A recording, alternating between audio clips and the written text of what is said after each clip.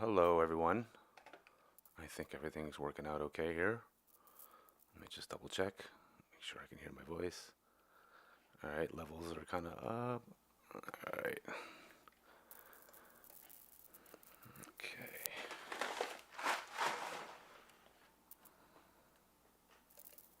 Alright, so we are going to continue with the Bhagavad Gita line for line commentary.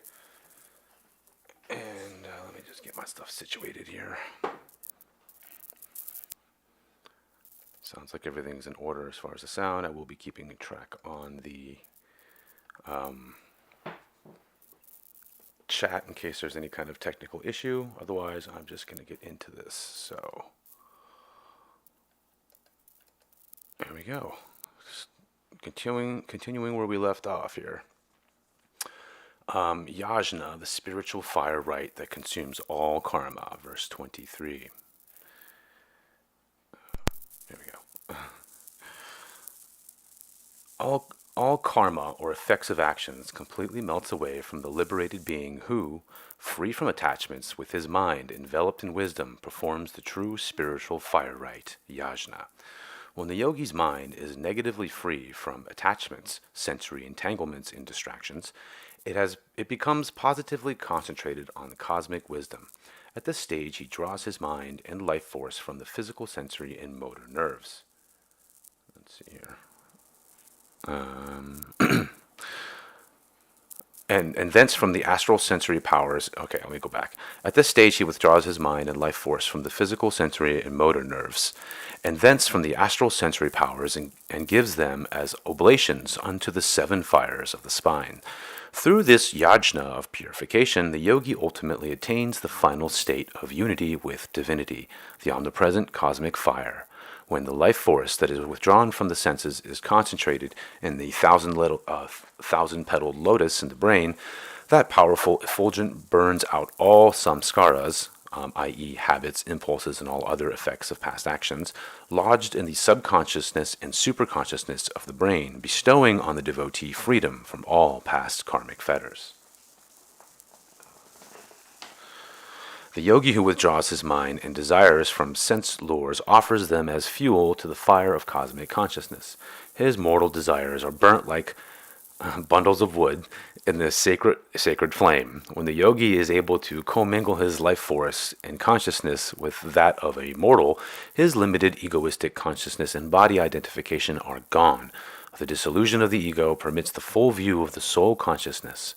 Knowing the soul as a perfect image of spirit and untangled by ego, the yogi becomes free from all good and bad karma, which belongs only to the realm of duality and relativity. It is thus, by uniting pure life with cosmic life and pure consciousness with cosmic consciousness, that the yogi finds liberation. As an external religious rite mentioned in the Hindu scriptures, one form of yajna is a ceremony in which ghee, clarified butter, and other oblations, such as incense and flowers, are offered into a sacred fire to the accompaniment of specific chants and prayers. The performance of such fire ceremonies without understanding their symbolism is of little value. Can the mind be purified of evil desires by outer rites? Knowledge of the symbolic significance of yajna while performing the rite with devotion produces some sanctity of mind. Offering clarified butter in the fire symbolizes the uniting of man's purified mind with the cosmic consciousness of God. Flower offerings signify the purified life force, not that life force which is contaminated by constantly indulging in sensory pleasures, but life force that has been withdrawn from the senses by concentration and thrown into the 7 sacral spinal fires, i.e. chakras, and then into the omnipresent cosmic flame. The offering of flowers during a yajna fire ceremony also symbolizes the casting of all flowering qualities of the mind into cosmic consciousness. Another interpretation of yajna, or the ceremonial rite, is that the articles used in traditional worship represent the 5 senses that must be purified by trials, i.e. fire, and then given back to God. For example, flowers with their beautiful colors and textures represent sight and touch, fruit and ghee represent taste, incense is a symbol of the sense of smell, and the conch shell symbolizes sound. Here we go, nifty picture here. Verse 24, the process of offering and oblation itself, both are spirit the process of offering and oblation itself, both are spirit. The fire and he who makes oblation into it are other forms of spirit. By realizing this, being absorbed in Brahman, spirit, during all activities, verily such a one goes to spirit alone. All manifestation is a variegated ritual of the one cosmic consciousness of God. The personal soul, Atman, is not different from the universal soul or God, Atman. Thus, it is he who is the giver and acceptor of all sacrifices, i.e., activities. It is also he who is the oblation, the objects involved in the rite. The yogi, by realizing this, enters samadhi or oneness with God. Anyone who performs an outer ritual should understand its symbolic value. In the yajna of pouring ghee into a consecrated altar fire, if one's mind is unshakably concentrated on the inner significance of the act so that he performs the inner as well as the outer rite, he will enter a state of ecstasy or God oneness, in which he perceives that the flame of human life and cosmic fire, the physical process of oblation in pouring the clarified butter into the fire, and the intuitive process of casting his consciousness into the cosmic flame are all unsubstantial nothings in themselves, deriving their significance from their nature as mere reflections of cosmic light and cosmic consciousness, played upon by the law of relativity. The mind of a person in a theater engrossed in a complex drama shown on a motion picture screen may be disturbed by various emotions, pleasure, pain, excitement, expectancy. But if a companion seated by his side tells him to withdraw his mind from the vivid drama, i.e. the effect, and concentrate on the relativity of shadows and light, i.e. the cause, he is soon able to observe dispassionately that each scene, be it that of a mountain, river, trees, earth, ocean, human beings, gunplay, fire, electricity, storms, lightning, or priests performing fire oblations, is in reality composed merely of light from the beams interspersed with shadows issuing from the projection booth. Similarly, when the spiritual aspirant is awakened by divine ecstasy, he beholds the world not as a drama of sorrow and joy, but as a pictorial manifestation of the cosmic beam of light and shadows of delusory substance, proceeding from the booth of infinity in the cinema house of the cosmic sphere. Even as the colorless, shadowless beam has to pass through a colored film in order to produce quote-unquote technicolor pictures, so the pure, colorless, omnipresent cosmic beam has to pass through the colored film of delusive relativity in order to produce on the screen of space the variegated cosmic quote-unquote movie. The state of the mortal man is full of relativities, experiences of dualities, hazards, reversals. The yogi who has realized the whole cosmic motion picture to be an outcome of the cosmic light passes his life as one perpetual cosmic fire ceremony. In yoga meditation, he withdraws his life force from the senses and unites it with cosmic flame. By this yajna, he finds his erstwhile separated life to be a part of the cosmic life, Brahman, and he offers his life and all its actions to the cosmic life as a part of the eternal activity in spirit. Like ghee poured into a sacrificial fire, he sees his own life as spirit going into the cosmic fire of Brahman.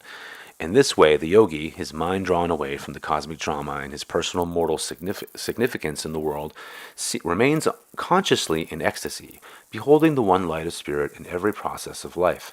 After this realization is attained, he in time enters the state of absolute unity with spirit. In other words, there is first an intermediate state of consciousness, a borderline state. A man absorbed in a dream is certain of its reality, but if he happens suddenly to be partially aroused from the dream and realizes that he is dreaming, he discovers that all the emotions felt and all the substances perceived in the dream were nothing more than materializations of his own mind. Similarly, when the yogi is partially engrossed in his cosmic dream, yet also partially in ecstasy with God, he sees with astonishment that this mundane dream with all its dualities is no more than materializations of the consciousness of God, influenced by the phenomenal law of delusive reality. When a person fully wakes from a dream, he realizes that it seems physically and psychological manifestations were mere textures of dream stuff. Similarly, when a yogi fully awakes from the cosmic dream by becoming one with God, he realizes that all the subjects, objects, and activities in the cosmos are results of one cosmic consciousness. Seeing the cosmos as a dream motion picture of God, he beholds the offering of life itself as Brahman, and also the fire of cosmic life in which his life is given as an offering, as Brahman. Interesting. He finds the Lord of this cosmic fire ceremony and all activities that are connected with it, i.e., the externalized expressions of cosmic consciousness, to be Brahman.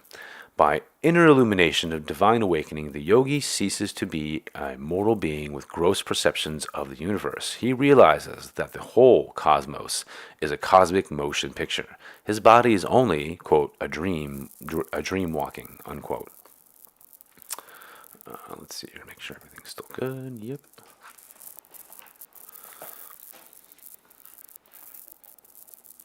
Oh, looks like my resolution went down a little bit. Sorry about that. Although it's just a reading, so I guess it doesn't matter. Okay. Continuing.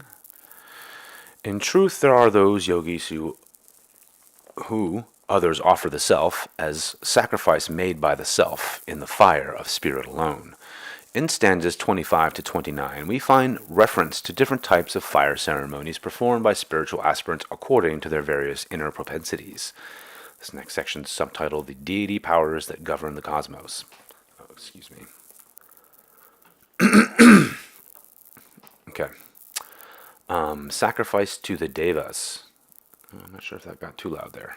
Here we go. Sacrifice to the devas refers to certain ceremonies for invoking the presence of liberated saints, or of astral gods or other aspects of the Godhead who govern various functions of the universe. In the revelation of the Christian Bible, we read that God has, quote, 7 angels, unquote, before his throne. I just lost myself. Okay. The Hindu scriptures also mention these supreme deities, power aspects of God, and identify them as follows. The macrocosmic ideational, i.e., causal universe is created and governed by Ishvara, which is Lord of creation, quote unquote.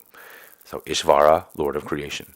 The omniscient reflection of spirit as creator. The law of causation begins with Ishvara, the first cause of all matter. The macrocosmic astral universe is maintained by Hiranyagarbha, who forms the quote-unquote blueprints of the causal ideas. The macrocosmic physical universe, i.e. the materialization of the causal ideas and astral blueprints, unquote, is controlled by Virata. The microcosmic ideational form of man in all objects is governed by Prajna. The microcosmic astral form of man in all objects is controlled by Tajas. The physical form of man in all material things is maintained by Vishva. These 6 deities governing the 6 states of the cosmos are in turn transcendentally guided by the creative intelligence in manifesting principles of the 7th quote-unquote angel, Maha Prakriti, the Great Mother Nature, or Holy Ghost, the active expression of Kudata Chaitanya, or Christ consciousness, which is the reflection of cosmic consciousness. These are the 7 angels before the throne of God. God differentiated himself into these 7 deities, imposing a different personality on each so that they could carry on the various functions of the universe, even as the same sunbeam is reflected differently when it falls on the blue sapphire, red ruby, yellow topaz, green emerald, multicolored opal, purple amethyst, and white diamond. It is possible for man to reach God directly as the supreme deity over the 7 deities, just as a man may personally contact any important personage. However, just as it is sometimes difficult to get the head of a corporation without first seeing the responsible secretary, so it is taught by advocates of Deva worship that it is easier first to contact God through one of his, quote, 7 regions. This next section is subtitled Prayers to the One Spirit, Manifesting as Many Deities. And it's definitely give you an idea of how, what people call polytheism was really about. A devotee in need of healing may pray to the god Vishva. quote, manifest in me as health, unquote. Those seeking a stronger life force may say, quote, good taijas recharge my energies, unquote. Those wanting insight and wisdom may pray to God as prajna, quote, reinforce my wisdom and guide its determinations to its goal, unquote. Devotees who want a perception of the whole physical universe may pray to God as virata, quote, make me feel thy presence in all the cosmos. Those who would know God as the cosmic life force may pray, quote, O cosmic astral engineer Hiranyagarbha, manifest thyself to me as cosmic light, unquote. Seekers of supernal wisdom of the first cause of all being may pray, quote, O God, as Ishvara, implant in me the omniscience of cosmic intelligence, unquote. Those who want release from Maya, cosmic delusion, may direct their prayer to Maha Prakriti, the Holy Ghost, the active divine conjurer of all illusory manifestations, quote, O cosmic mother, show me the one reality behind all thy veils of delusion, unquote. Devotees who desire union with the universal intelligence of God, omnipresent in the seven-aspected phenomenal world, should pray to the immanent Kudasta Chaitanya, quote, O Christ consciousness, O Krishna consciousness, be thou manifest in the ecstasy expanded cup of my consciousness, unquote. Those, finally, who want God, the absolute beyond creation, should pray, quote, O cosmic consciousness, reveal thyself, unquote, in bigger letters. In all these prayers, the devotee should realize that he must continuously throw the clarified, quote-unquote, the clarified butter of devotion into the flame of spirit within these seven deities or into the cosmic fire of God. There are many, many other deities in the universe. The Tantra Shastra, a scripture dealing with chants and fire ceremonies, describes in detail the specific vibratory chants and root sounds that should be properly intoned during a fire ceremony to invoke the presence of lesser or greater deities for the acquisition of powers and boons. Such worship of the devas include the practice of certain physical postures, asanas, what most people would know as Westerners would know as yoga postures, and spiritual techniques that awaken various nerve forces, which in turn stimulate the tissue glands and muscular vigor of the body. The Bhagavad Gita elsewhere in chapter 9, verse 25, says, however, that those who worship the lesser gods go on to them after this mortal coil is cast away, and those who are devotees of spirit become one with spirit. Satisfaction with anything else than the Supreme Lord himself continues to tie one to the unlimited realm of Maya. This subsection is called the Inner Yajna performed by the Yogi. Performance of fire ceremonies to please the devas has another deeper and more liberating significance. Real yogis who practice Kriya Yoga withdraw the life force from the body cells and sensory motor nerves and offer it as ghee, and is offered into a sacrificial fire into the seven deities or divine powers that reside in the seven astral fires in the spine, beginning from the coccyx and rising to the cerebrum. The second half of the stanza 25 refers to the followers of the path of wisdom who use the soul's devotion to offer the self as a sacrificial offering into the fire of spirit. This rite is different from the supreme fire ceremony mentioned in stanza 24, wherein is described the highest state of the yogi, that in which he sees his action of offering a spirit in motion and offers his soul, which he sees also as spirit, into the fire of spirit.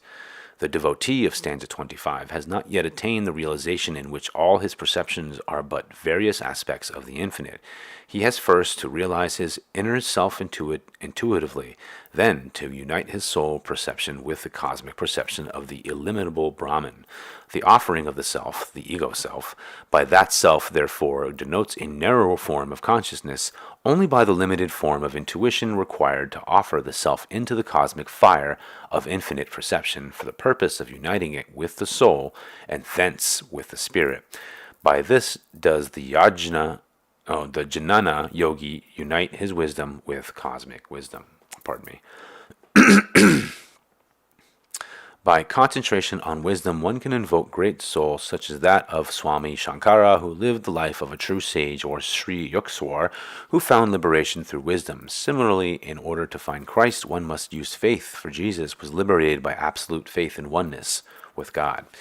Next subsection is called Conceiving of God in a Personal Form, such as the Divine Mother.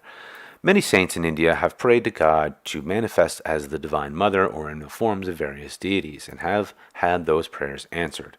When an advanced devotee's devotion is strong enough to persuade God to materialize himself in some specific aspect as imagined by the devotee, the form assumed by that deity remains in the ether as a permanent quote-unquote blueprint and personality. When any other devotee calls with sufficient devotion on a deity who has been thus visualized and seen by a God-communing saint, that same deity in the same form appears before the new devotee. The deities are all permanently present as symbols in the ether and can be invoked in any seeker in deep meditation. For example, the Mother Kali and Durga represent two aspects of cosmic nature: the active creative energy of spirit. Kali is shown as a four-armed woman standing on the breast of Lord Shiva. Her four hands hold symbols of prosperity, protection, discipline, and bestowal of wisdom. Shiva represents the infinite that is the foundation of cosmic nature. Goddess Durga is usually depicted with 10 hands representing the 10 human senses, 5 sensory instruments, and 5 instruments of action. She, too, is associated with infinite Shiva and is often shown destroying a beast or demon that symbolizes ignorance. She is surrounded by the deities Sarasvati, wisdom, Lakshmi, prosperity, Ganesh, success, and Kartik, power. When the senses are controlled and the demon of ignorance conquered, man realizes that cosmic nature with all her paradoxes is only an emanation from the pure infinite. Humanity is destined to find, by conquering human nature and consequently cosmic nature, the infinite hidden behind them, even as the villain in a movie is designed to concentrate attention through contrast on the hero. The darkness of evil is a means of God to show us the beauty of the opposition, the light of goodness. Many devotees are not satisfied with the thought of a vast infinite, but need to conceive God through some tangible form. In his infinite mercy, the invisible God materializes before the true devotee in the desired visible form.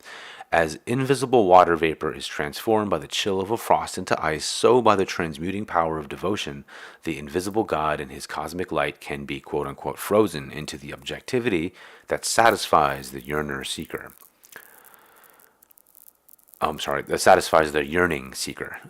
Nevertheless, spirit is only one. His multifaceted divine aspects, informed as devas, are merely temporary personifications of his attributes and powers. Exactly. Verse 26. Certain devotees offer as oblations in the fire of inner control their powers of hearing and other senses.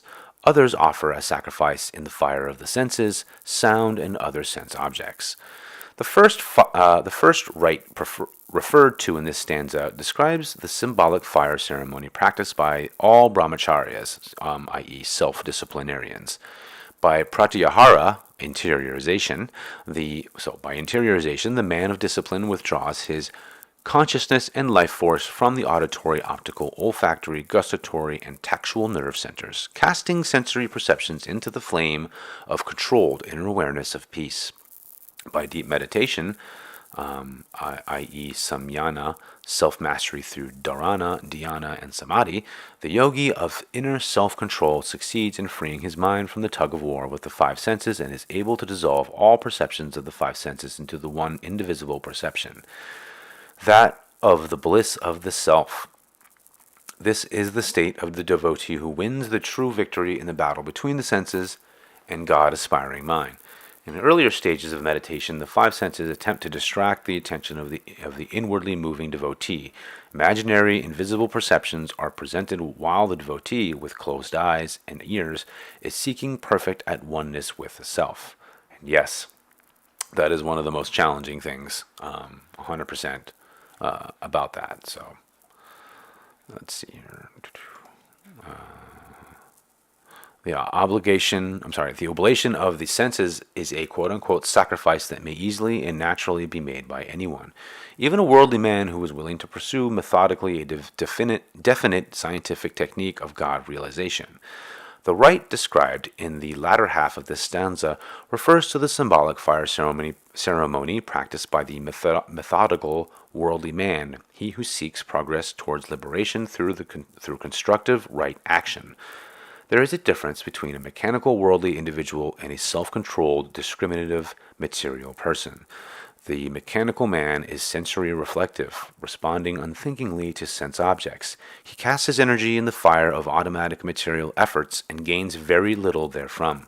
The well-ordered worldly man oblates his energy in the fire of intelligent efforts and gains success and some happiness. His goals and acquisitions are kept in proper perspective. The objects of senses do not rule him, but rather are offered into the fire of his sensory powers, which are controlled by discrimination. The next section's subtitled The Four Ashrams, Divine Plan for the Conduct of Life. A discussion is needed here to clarify the Gita's conception of, quote, a worldly man, unquote, i.e., one not completely dedicated in his heart to God alone. Pardon me while I take a sip.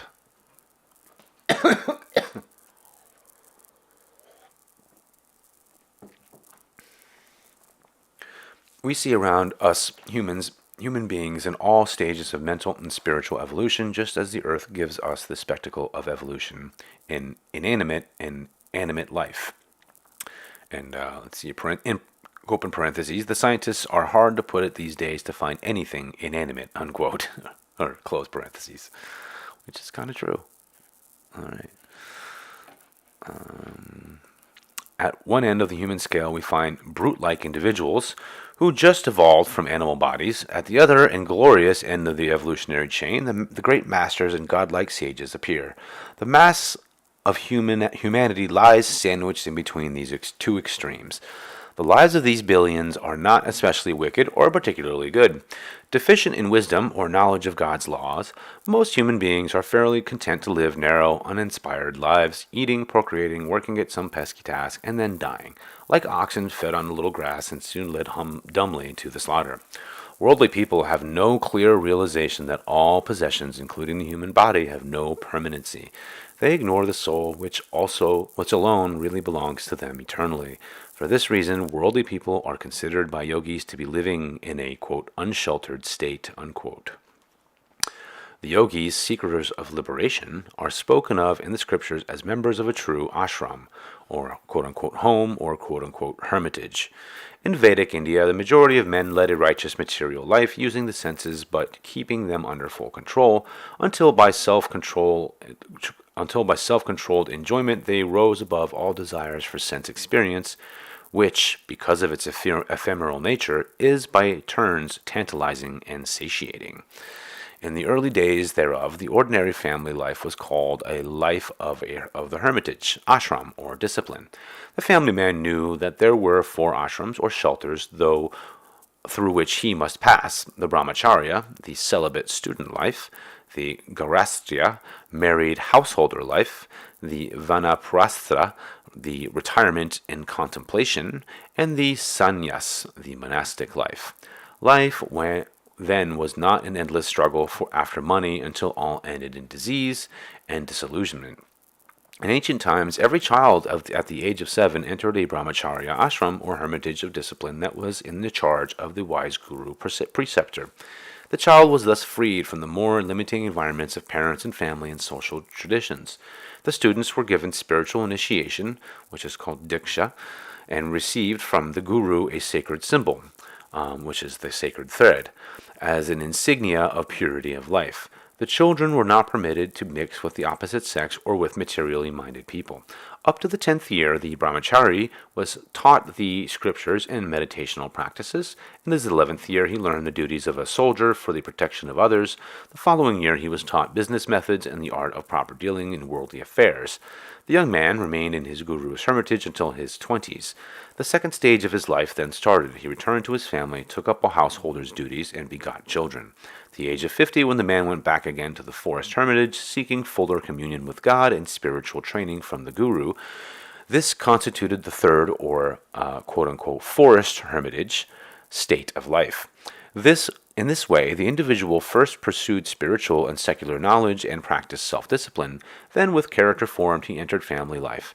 Later, giving half of his worldly possessions to his children and the other half to his guru's hermitage, the man, often with his wife, retired to the guru's place in the forest. The fourth or final ashram, the disciplinary state of life, consisted in complete renunciation of all worldly ties. The man and his wife became homeless ascetics and wandered over India, receiving the veneration of all householders and bestowing on all receptive hearts the blessings of wisdom. The next section is subtitled Value of Monastic Hermitage. Such was the fourfold path of life pursued by the ordinary person of Vedic India. But extraordinary individuals, then as now, do not require the usual life purification processes of the various ashrams or methodical sorry, processes of the various ashrams and methodical stages of soul progress. In ancient and modern times, such great souls would remain at the Guru's hermitage from the beginning to the end of life, freeing their own souls and helping others towards liberation.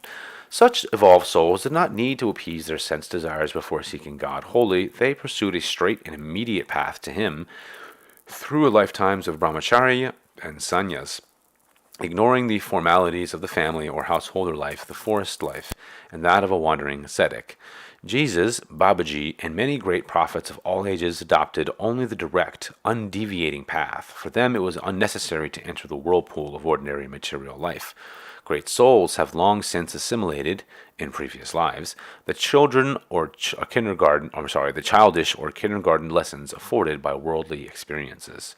In modern life, a young person who prefers to have a family first, thinking he will seek God afterwards, is in serious error. Owing to the lack of early training in a hermitage of discipline, the man of today finds his senses and desires uncontrolled. When he enters the householder state in the natural course of events, he becomes so overburdened with duties, maintaining a family by running after the dollar, that he usually forgets to say even a tiny prayer to God, let alone engage in a wholehearted search for Him. This hoary scriptural simile should be remembered.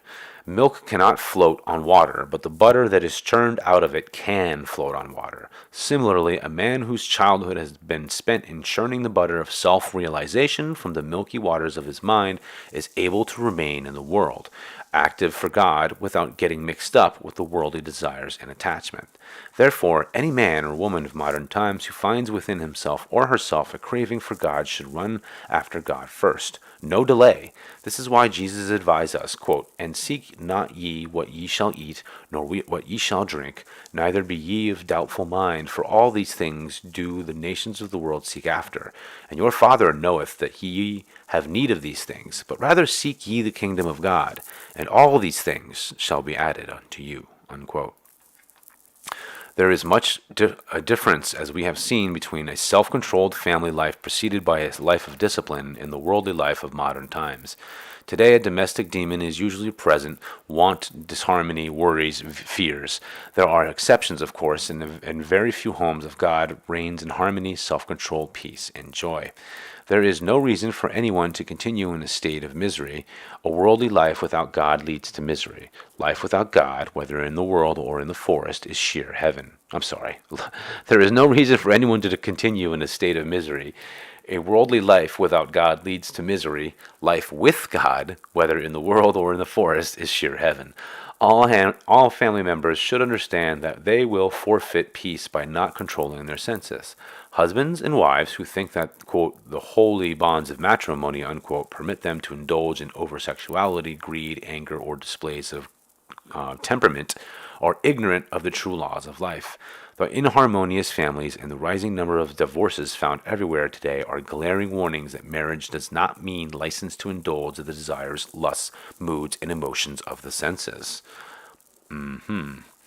Indeed, persons of self-control referred to in this 26th stanza are those who, by pursuing the householder's disciplinary stage of life, use their senses rightly, employing their sight, smell, taste, touch, and hearing without being enslaved by them.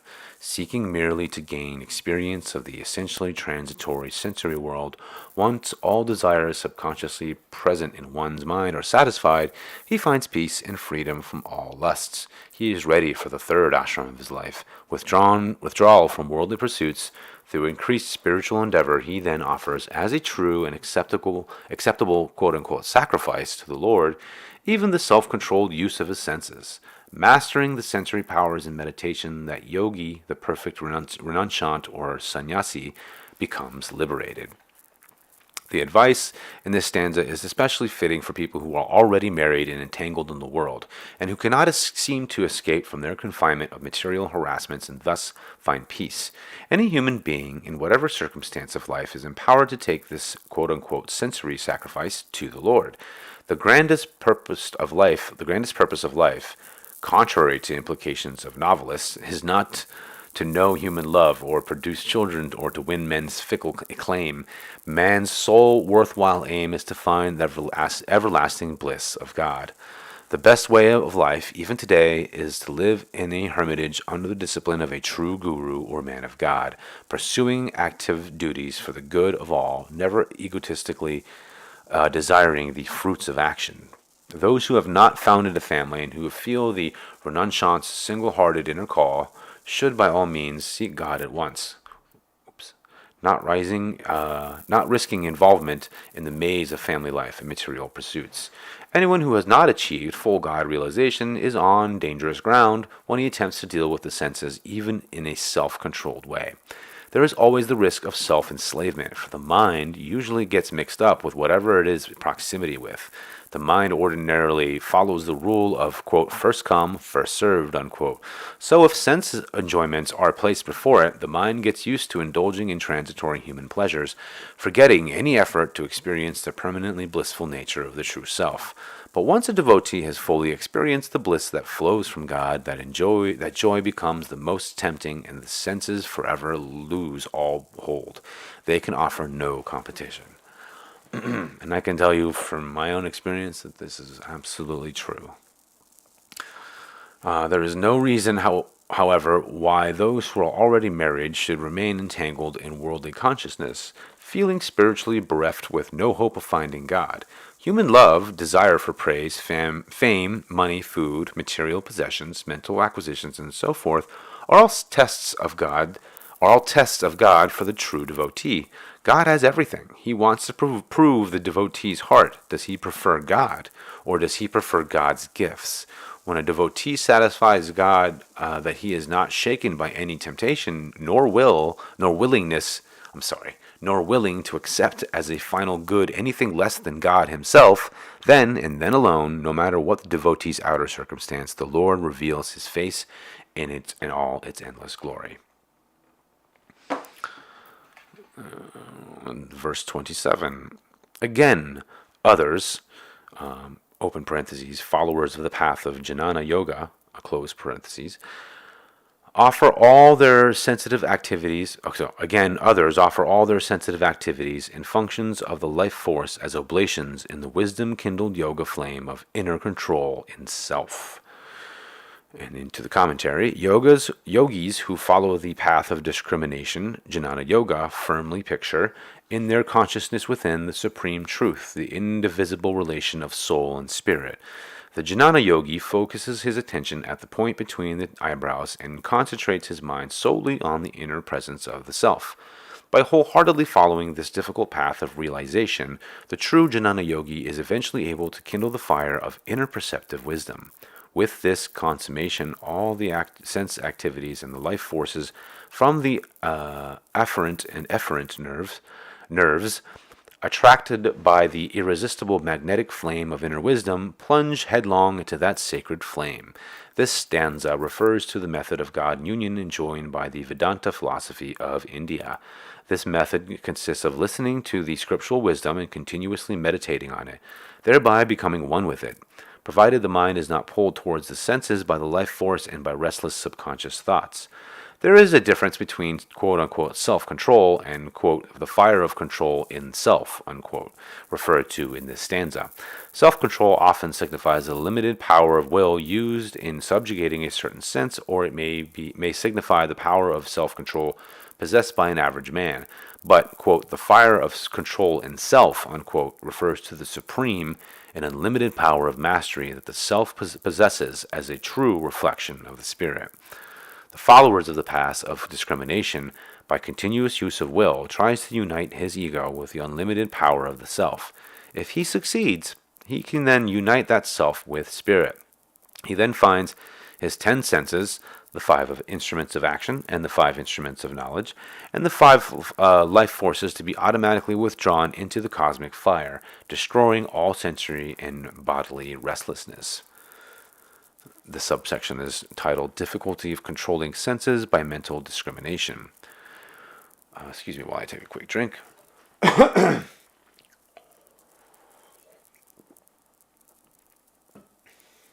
But jnana yoga is not so easy as it seems. Its greatest drawback is that it ignores the scientific method. The spinal ascent yoga techniques that disconnect the mind from the senses by withdrawing from the nervous system all life forces. The follower of the path of discrimination, jnana, is usually subjected to violent resistance from the senses and from the life forces whose natural flow is towards the nerve endings and their connections with the outer world. The difficulty of the jnana yoga path is illustrated in the following story. A man was determined to reach a certain destination, i.e. God, in a chariot, i.e. the body, pulled by 10 wild horses, the senses. Several friends, the consensus of the sages, suggested that the man should first tame the steeds, and in the meantime he would be more likely to reach his destination if he ignored the unruly horses. In the meantime, he would be more likely to reach his destination if he ignored the unruly horses and proceeded peacefully on foot, preceded by the step-by-step methods of scientific yoga. The man, however, stubbornly resisted his advice, and he and his horses must arrive together. Final outcome of this sad tale: after dire struggles with the animals, the hapless man lay badly wounded by the roadside, still far removed from his intended journey's end. God cannot be reached through the sole path of mental discrimination except by a man so differentially constituted from his fellows that he may justly be called a Superman. Only such an individual can attain his goal, quote, along with his horses, unquote. The exclusive path of jnana yoga, therefore, cannot be recommended for the average man, only for the sandao of discrimination. The follower of the path of discrimination, attempting meditation on the Supreme Spirit, is subject to the drag of the 10 horses of the senses behind him, plus the pull of the life currents flowing through the sensory and motor nerves, and also the pull of subconscious thoughts. He is facing in one direction, and his horses and chariot are headed the opposite way. It is true that jnana yoga of dauntless determination may succeed even by unscientific hit-or-miss method of inner concentration, in fully concentrating his mind on Brahman or God, thus offering his senses and life as oblations to the fire of the infinite. But the path of jnana yoga is not only precarious but lengthy. By Kriya Yoga, on the other hand, an ardent practitioner may speedily attain liberation. The difference between this fire ceremony of jnana or wisdom and the scientific fire ceremony of Kriya Yoga can be best illustrated in the following way. 2 men, and this is sections called Scientific Self-Control through Kriya Yoga. 2 men were meditating in different rooms, each of which contained a telephone.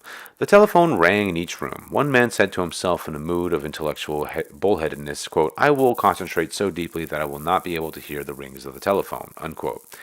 It is true that, in spite of external noise, he may succeed in concentrating within, but he has needlessly complicated his task. This may be compared to a jnana yogi who tries to meditate on God, ignoring the unceasing telephonic messages of sight, sound, smell, taste, touch, as well as the outward pulls of the life force.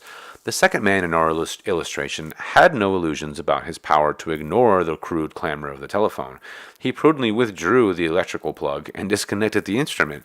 He may be compared to the Kriya Yogi who prevents any sensory distractions during meditations by disconnecting the life force from the senses. He then reverses its flow towards higher centers. By controlling the life force, as is accomplished in the performance of Kriya Yoga technique, the yogi can assuredly gain a state of deep divine ecstasy. By the perfect performance of Kriya 1,728 times in one posture, that is, at one time, and by practicing a total of 20,736 Kriyas, a devotee can reach the state of Samadhi, God union. But Kriya cannot be practiced so many times by a beginner. When the body and mind of the Kriya Yogi are adequately prepared to accommodate the high voltage of so much Kriya Yoga practice, his guru will advise him that he is ready for the experience of samadhi. When my mind and body were ready, my guru gave me samadhi. Before that, when I was not yet spiritually prepared for that state, my request for samadhi was rightly denied by the great yogi, Ram Gopal Muzumdar. Through a thin wire, only a certain amount of current can be passed, but many amperes of current can be discharged through a thick wire. Amps, I guess. Similarly, the body of an ordinary individual in the initial state of Kriya practice is like a thin, weak wire that can only absorb with the benefit of a gradual increased amount of current generated by twice the daily practice of Kriya Yoga from 14 to 24 times, and thereafter increased in the increments of 12 to 108, as advised by the Guru. By Kriya Yoga, one scientifically marches towards God, quickening his evolution by step-by-step methods and by a greater or lesser number of correct practices of the Kriya Yoga technique. When the yogi, by years of practice of Kriya Yoga, makes his body and nerves adaptable, he can manifest within his body ecstatically, easily, all the current generated by the practice of 20,736 Kriyas and much more. The adept Kriya Yogi concentrates the ecstasy-producing power not in the numbers of Kriya, but in each Kriya. After years of intense practice, and through the blessings of my Guru and Param Gurus, now when I do only 1 to 3 Kriyas, my consciousness enters blissful samadhi state. My beloved Lord is never more than a Kriya away. In Kriya Yogi ecstasy, the body is perceived not as flesh, but as electro-lifetronic energy. The body thus realizes as life force becomes one with cosmic energy. The body thus realizes that as life force becomes one with cosmic energy. The ego consciousness is transmuted into the inconceivable bliss of the soul. The soul and its bliss commingle with the cosmic blessedness of spirit. In the state of ecstasy, the yogi knows the body to be a motion picture of divine energy, which in turn is a dream of God's consciousness, and he, the self, is an eternal part of that dreaming consciousness. Okay, before I get to verse 28, I'll take another drink here.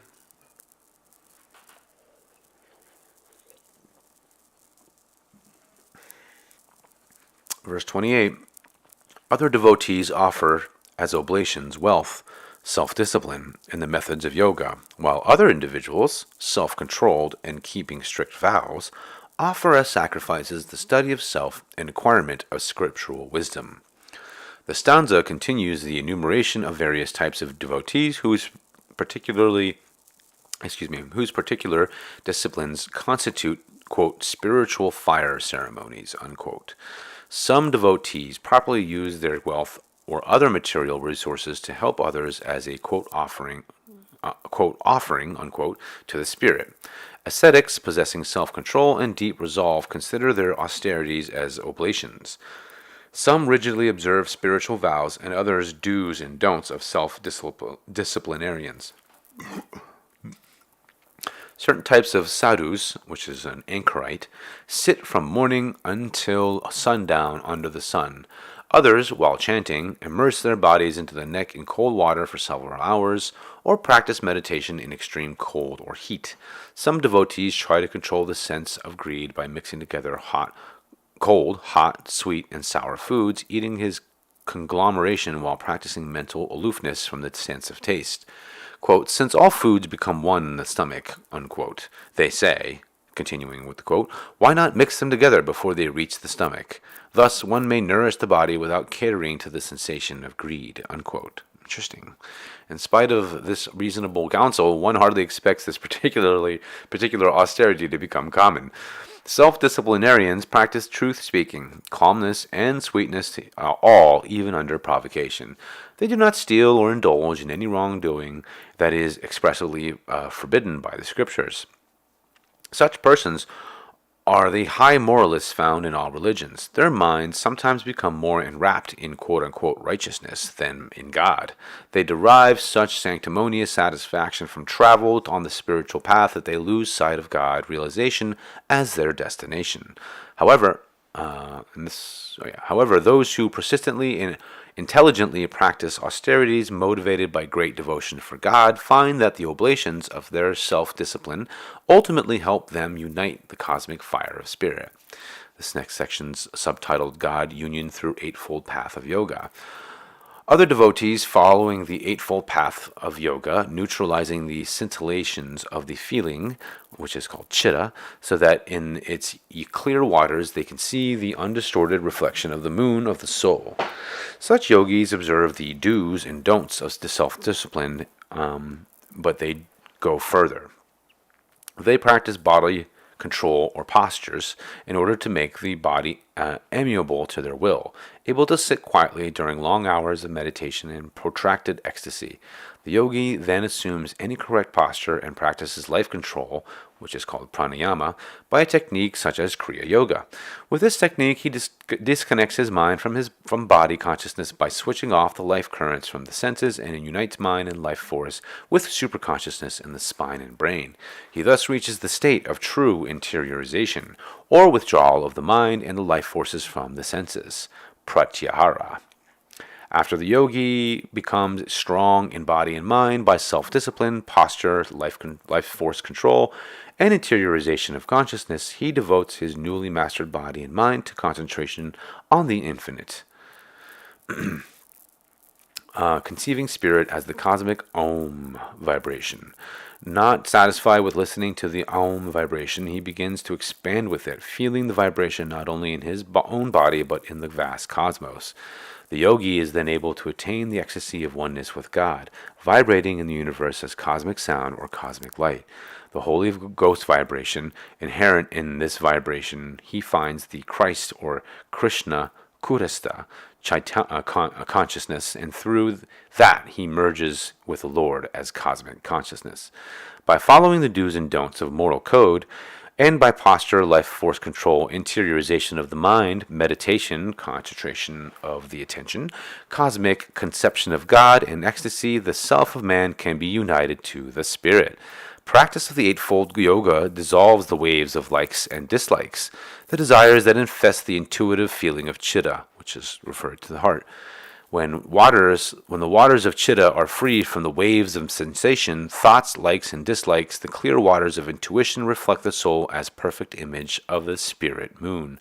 Then the yogis unite his soul reflected in the calm heart with the actual source, the moon of omnipresent spirit. This next section, subtitled Benefits and Pitfalls of Scriptural Study. Another type of devotee seeking an understanding of himself and his relationship to God and the universe reads scriptural wisdom, meditates on it with self-controlled, absorbed mind, and strictly applies the scriptural injunctions in his daily life. Thus, he gradually learns to offer the oblation of his self-study and intuitive scriptural dictionary. I'm sorry, I just skipped a whole line. Thus, he gradually learns to offer the oblation of his self-study and intuitive scriptural knowledge into the fire of spirit. It is not the intellectual, quote, walking scriptural dictionary, unquote, who knows the wisdom of the prophets. It is rather the man of meditation and application whose scriptural knowledge shines forth every day in his face and actions. And I would just like to pause here and say absolutely. At least in my experience, that is 100,000% correct. Pardon me while I take a quick drink.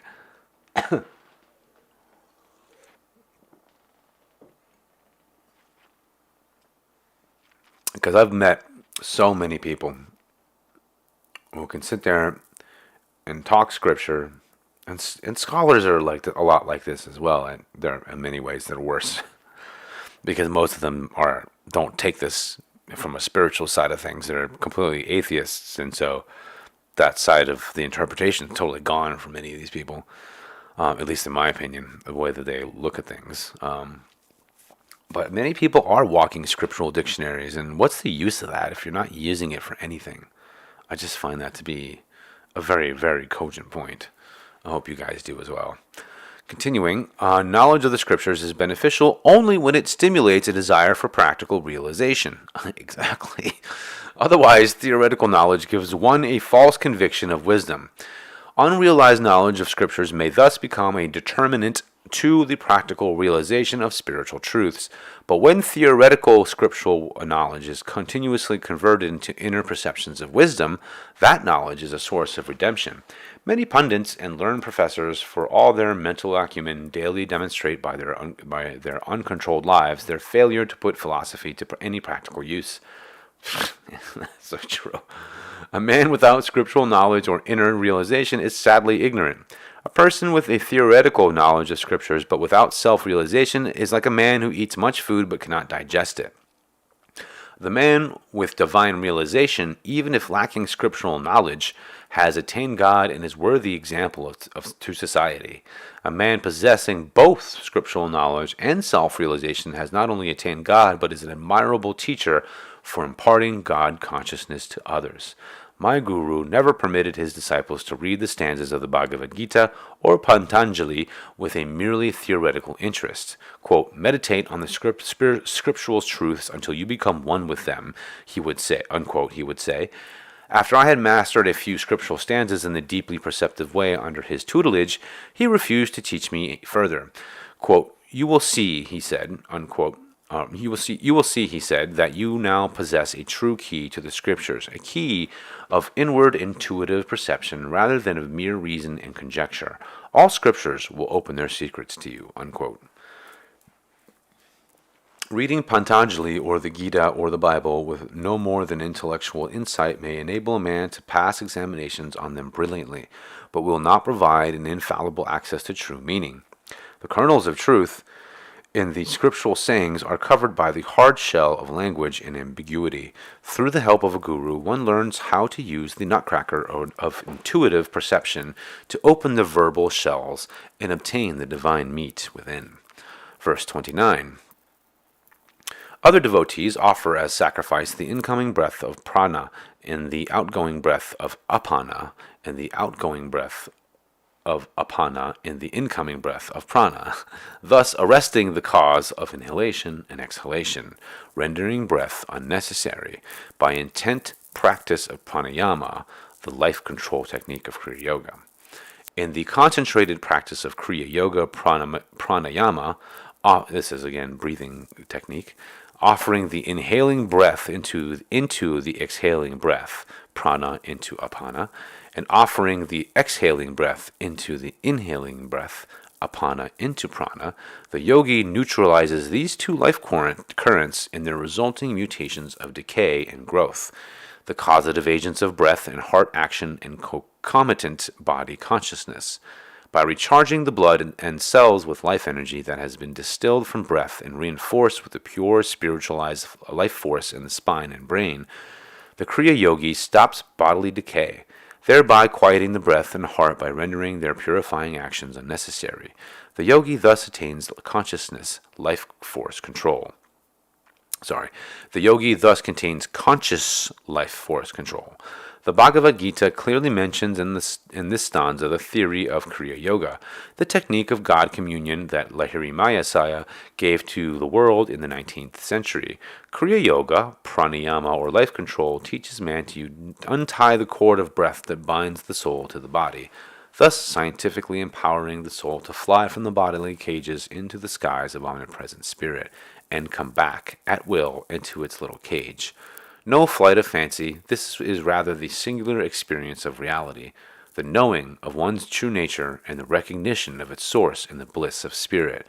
By Kriya Yoga Pranayama, or life control, as described in this 29th stanza, the soul can be released from identification with the body and united to spirit. This next section is subtitled The Kriya Yoga Science of Life Force Control. Pranayama is derived from two Sanskrit words, prana, life, and ayama, control. Pranayama is therefore life control and not breath control. The broadest meaning of the word prana is force or energy. In this sense, the universe is filled with prana. All creation is a manifestation of force, a play of force. Everything that was, is, or shall be is nothing but the different modes of expression of that universal force. The universal prana is thus the para prakriti, pure nature, the immanent energy or force which is derived from the infinite spirit and which permeates and sustains the universe. In the strictest sense, on the other hand, prana means what is ordinarily called life or vitality of an organism on earth. The prana of a plant, an animal, or a man means the life force or vital force enlivening that form. Mechanical principles are operative in every part of the body, in the heart, arteries, limbs, joints, bowels, muscles.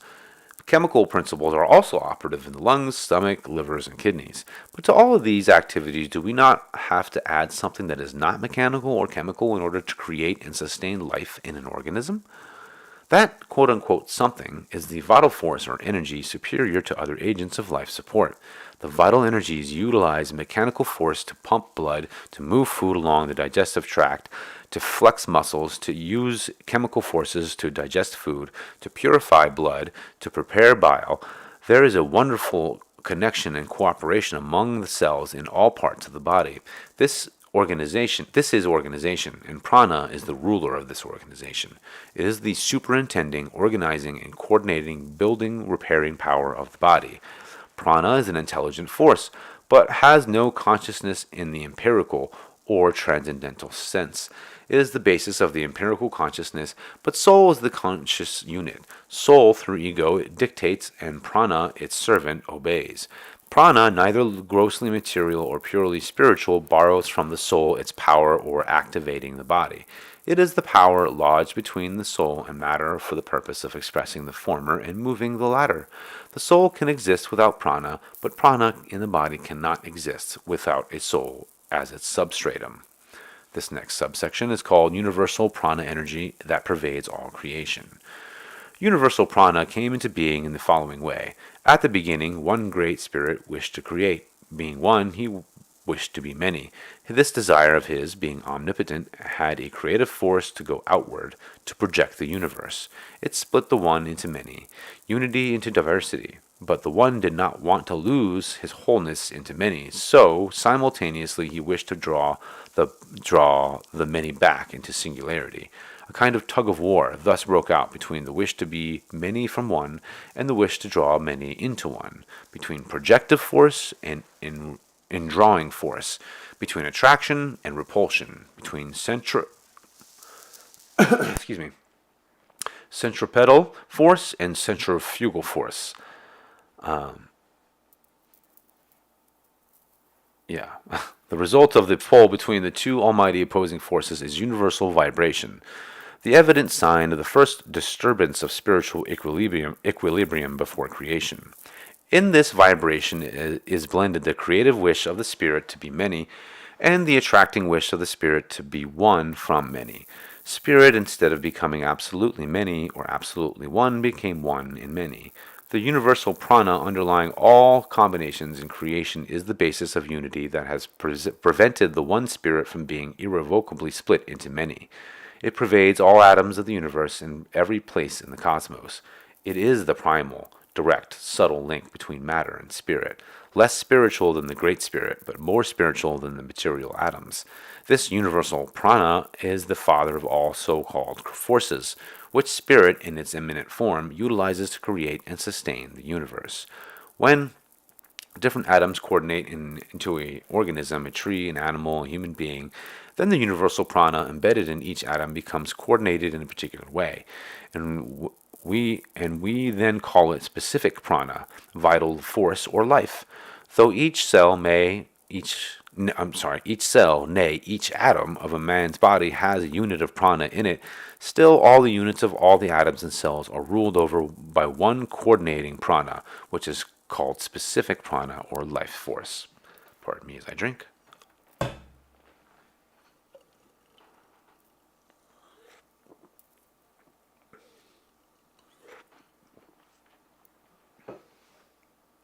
This next subsection is called specific prana, life principle in the body. Specific prana enters the body with the soul in the soul's astral encasement. At the time of conception, at the soul's command, the specific prana gradually builds from a primal single cell, the body of the infant, according to that individual's astral karmic pattern, and continues to sustain that form throughout its lifetime. This bodily prana is continuously reinforced not only by gross sources such as food and oxygen, but primarily by the universal prana, the cosmic energy which enters the body through the medulla, quote-unquote, the mouth of God, and is stored in the reservoir of life in the cerebrum and in the centers of the spine, whence it is distributed by the functions of the specific prana. Specific prana pervades the whole body and differs in its functions in different parts. It can be classified into 5 different pranas according to these functions. Number 1, prana, by preeminence, or the crystallizing power that brings all other functions into manifestations. 2, apana, or the power of excretion, the scavenger energy of the body by which bodily waste products are thrown out. 3, vyana, or the power of circulation. And 4, samana, or assimilation, digestion, by which various foods are processed and assimilated for the nourishment of the body and for building new cells. And 5, udana, or the power by which cells are differentiated in their functions, some growing hair or skin or muscle and so on, by infinite disintegrations and integrations among themselves. Sounds like DNA. These 5 pranas, though separate, are interrelated and act in harmony and interdependence. In truth, they are but the one prana acting in 5 different but indissoluble connected ways. More on the 5 pranas is given in the text of the next sloka. The basis or primary seat of bodily prana is the nervous system and cells of the cerebrospinal axis and sympathetic system, but it is also in their infinite ramifications in the forms of cells, fibers, nerves, ganglia, and even in the remotest corner of the body.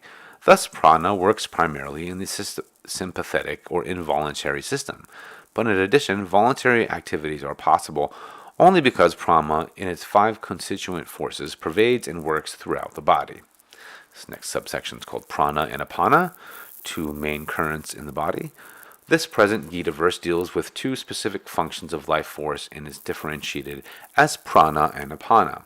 As there is a quote-unquote tug of war on the macrocosmic scale reflecting spirit's projecting wish to create and his opposing attracting wish to bring the many back into the one, so does the same contest in duality take place on the microcosmic scale in man's body. One expression of this positive-negative duality involves the interaction between prana and apana.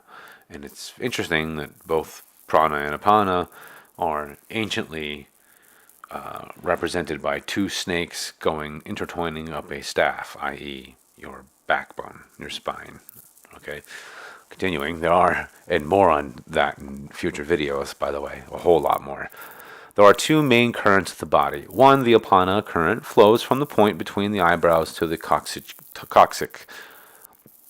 This downwardly flowing current distributes itself through the coccyx center to the sensory and motor nerves and keeps the consciousness of man delusively tied to the body. The apana current is restless and engrosses man in sensory experience. The other main current is that of prana, which flows from the coccyx to the point between the 2 eyebrows. The nature of this life current is calm. It withdraws inwardly the devotee's attention during sleep and in the wakeful state, and in meditation unites the soul with spirit in the Christ center in the brain. There is thus an opposite pole exercised by the downwardly flowing current, apana, and upwardly, excuse me,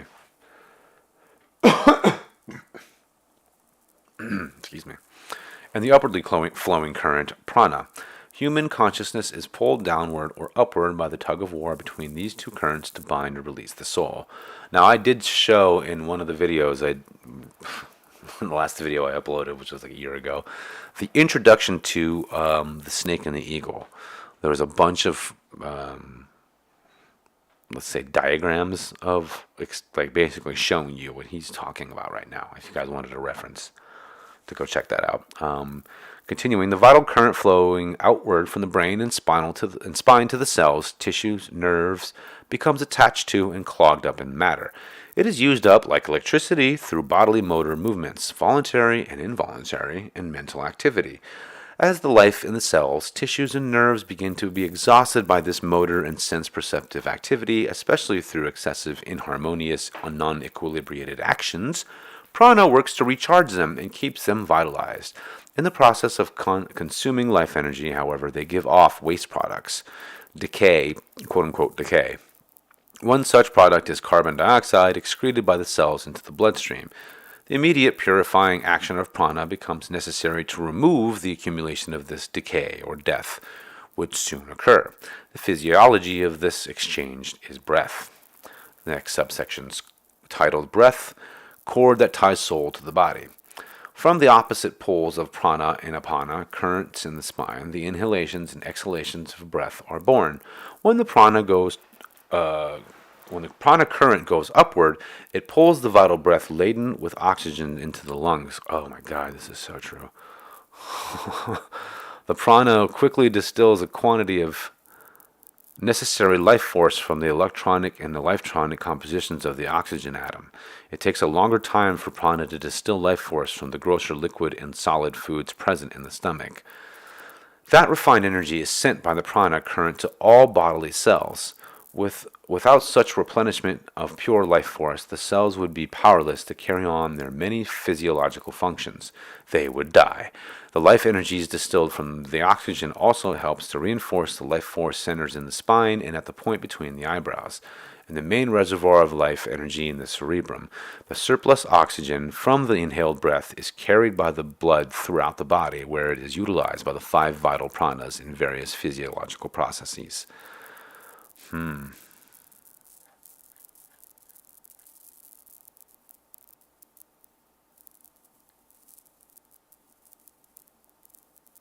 That's fascinating.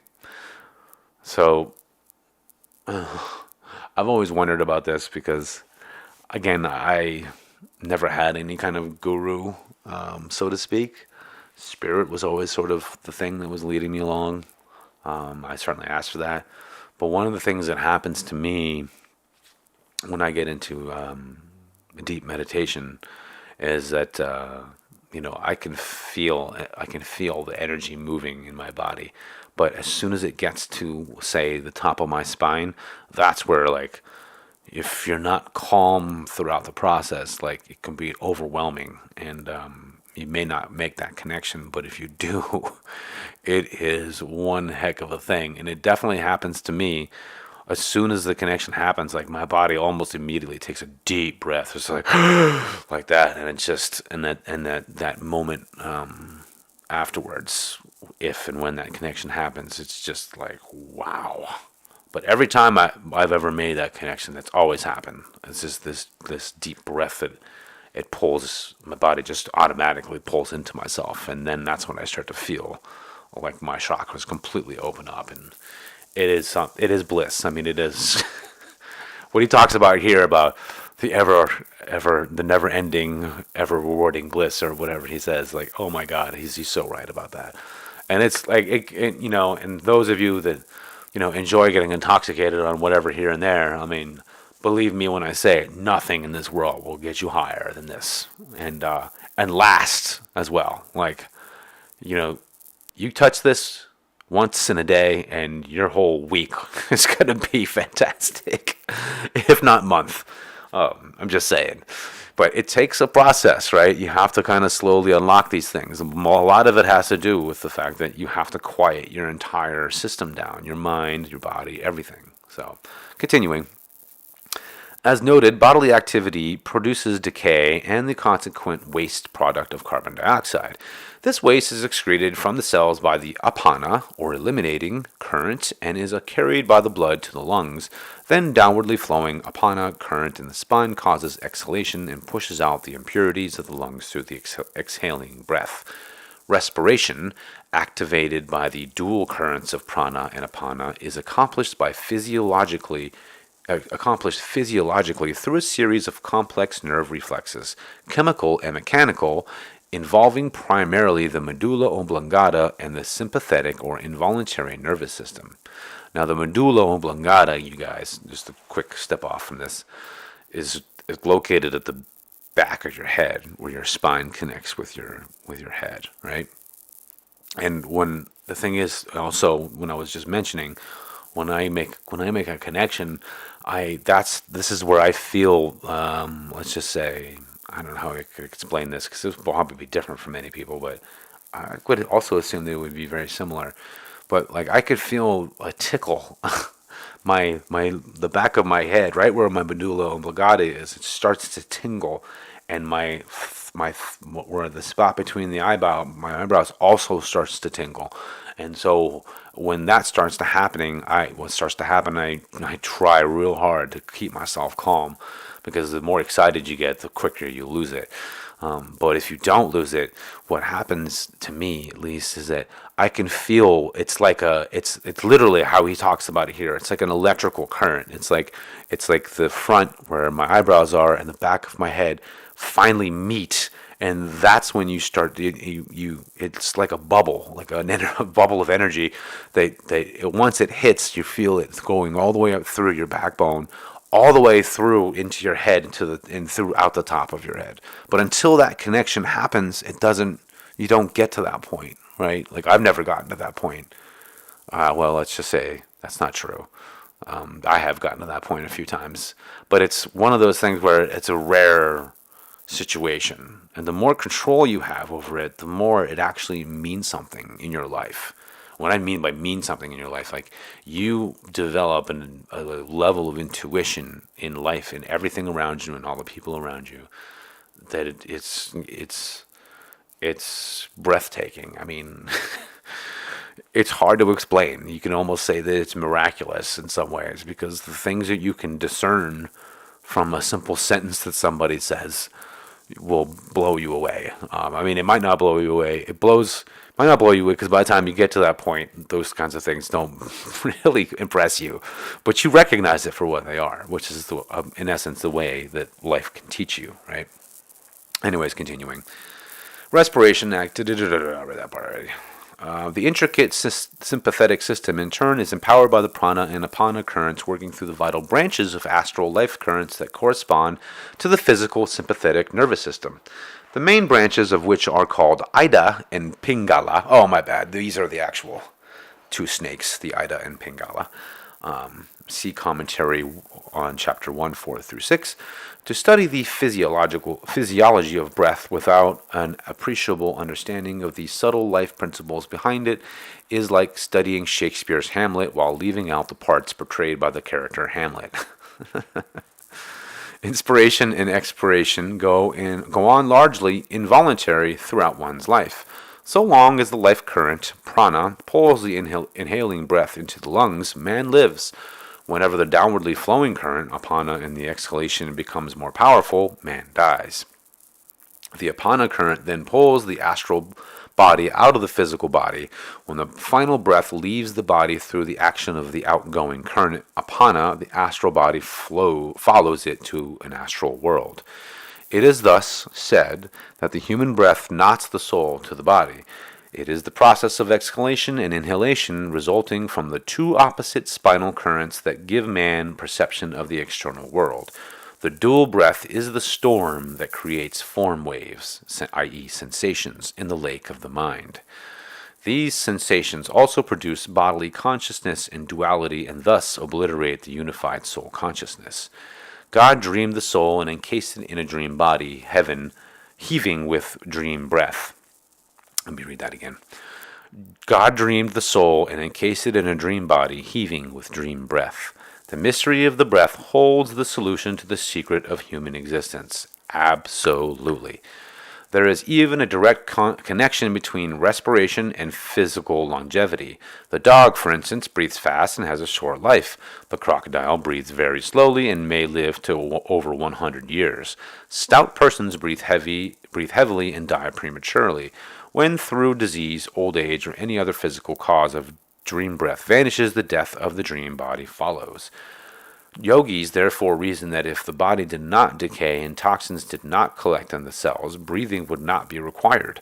That scientific mastery of breath by preventing decay in the body would make the flow of breath unnecessary and provide control over life and death.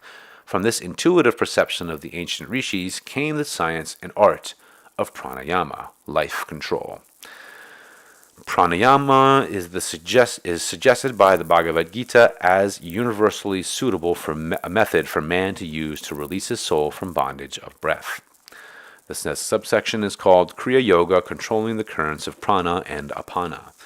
The Gita states the yogi is greater than body disciplining ascetics, greater even than the following of the path of wisdom or of the path of action. Be thou a yogi. This is chapter 6, verse 46. That is Kriya Yoga pranayama that is referred to in the that is Kriya Yoga pranayama that is referred to is evidently not only in this verse of chapter 629, but also in verse 27 and 28. Quote, that meditation expert, Muni, becomes externally free, who, seeking the supreme goal, is able to withdraw from the external phenomena by fixing his gaze within the mid-spot of the eyebrows and by neutralizing the even currents of prana and apana that flows within the nostrils and lungs, unquote. The ancient sage Patanjali, foremost exponent of yoga, also extols Kriya Yoga pranayama. Quote, liberation can be attained by that pranayama which is accomplished by disjoining the course of inspiration and expiration, unquote. This is in Yoga Sutras 2, verse 49. Breath, lungs, heart slow down in sleep, but are not completely still. But by Kriya Yoga, the breath is gradually quieted and the movements in the lungs and the bodily stilled. When motion leaves the entire body owing to lack of agitation and to complete physical and mental stillness, venous blood ceases to accumulate. Venous blood is ordinarily pumped by the heart into the lungs for purification. Freed from this constant work of blood purification, the heart and the lungs are quieted. Breath ceases to go in and out of the lungs by the mechanical action of the diaphragm. Kriya Yoga pranayama stops the bodily decay associated with apana, manifests in the exhaling breath by fresh oblations of life force or prana, distilled from the inhaling breath. This practice enables the devotee to dispel the illusion of growth and decay of the body as flesh. He then realizes it as made of lifetrons.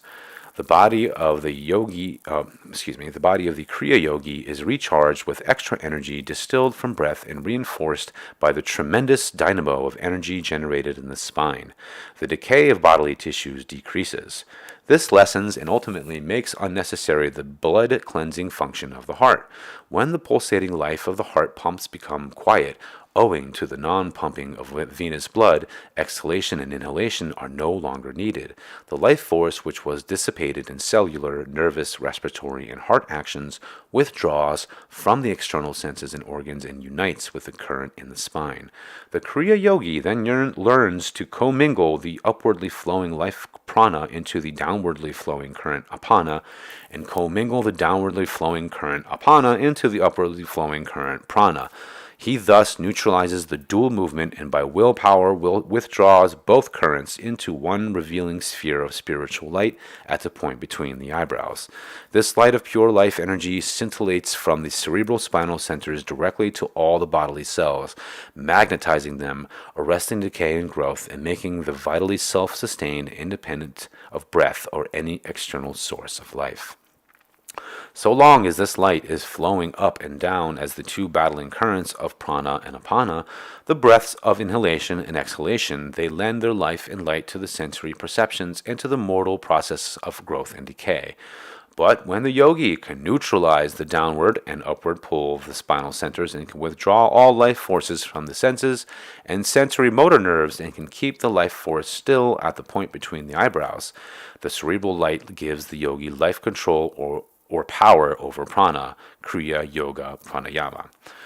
Life force withdrawn from the senses becomes concentrated into a steady inner light in which spirit and its cosmic light are revealed. This subsection is titled Kriya Yoga is not breath control, but life force control. Kriya Yoga pranayama, the scientific method of neutralization of breath, has nothing in common with the foolish practice of trying to control life current by forcible retention of breath in the lungs. An unscientific, unnatural, and harmful practice. Anyone holding the breath for a few minutes in the lungs feels pain, suffocation, and heart strain. This adverse bodily effect should be sufficient proof that yogis would not recommend such unnatural practices. Absolutely. Certain teachers do advise unscientific, do not say, and let's say, let me go back. Certain teachers do advise unscientific, not to say impossible, long retention of breath in the lungs, a practice completely tabooed by God-enlightened yogis. Many writers in the West condemn the science of yoga on the false grounds that it is unsuited to Westerners. Science knows no East or West. In the past, many Orthodox Hindus condemned disinfected water conveyed by pipes introduced by the English as sinful heathen water. Electricity was branded evil and destructive energy. But all Hindus now like heathen water better than their polluted, malarious well waters. They also prefer evil electricity to their old dim oil lamps in which the flame was constantly blown out by even the light winds. The unreasonable objections of the Hindus to Western science were no more discreditable than the ignorant condemnations uttered by certain Westerners about the time-honored science of yoga. Absolutely. Yoga, the highest knowledge of mankind, is not a cult or a dogmatic belief, but rather commends itself to the greatest scientists of the East and the West. The true kumbhaka, or the retention of the breath mentioned in enlightened yoga treatises, refer not to the forcible holdings of the breath in the lungs, but to the natural breathlessness brought about by scientific pranayama, which renders breathing unnecessary. Kriya Yoga is referred to obliquely in several scriptures and yoga treatises as Kavali pranayama or Kavala kumbhaka, true pranayama or life control that has transcended the need for inhalation and exhalation, inhalation being paraka and exhalation being rachaka. Breath is transmuted into inner life force currents under the complete control of the mind. Of the various stages of pranayama breathlessness, kumbhaka, Kavali is extolled by adept yogis as the best or the highest.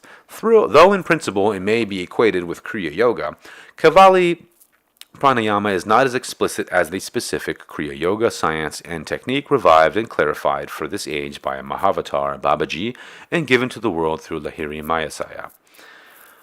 This next section is subtitled How Kriya Produces Conscious Ecstasy and Body Transcendence.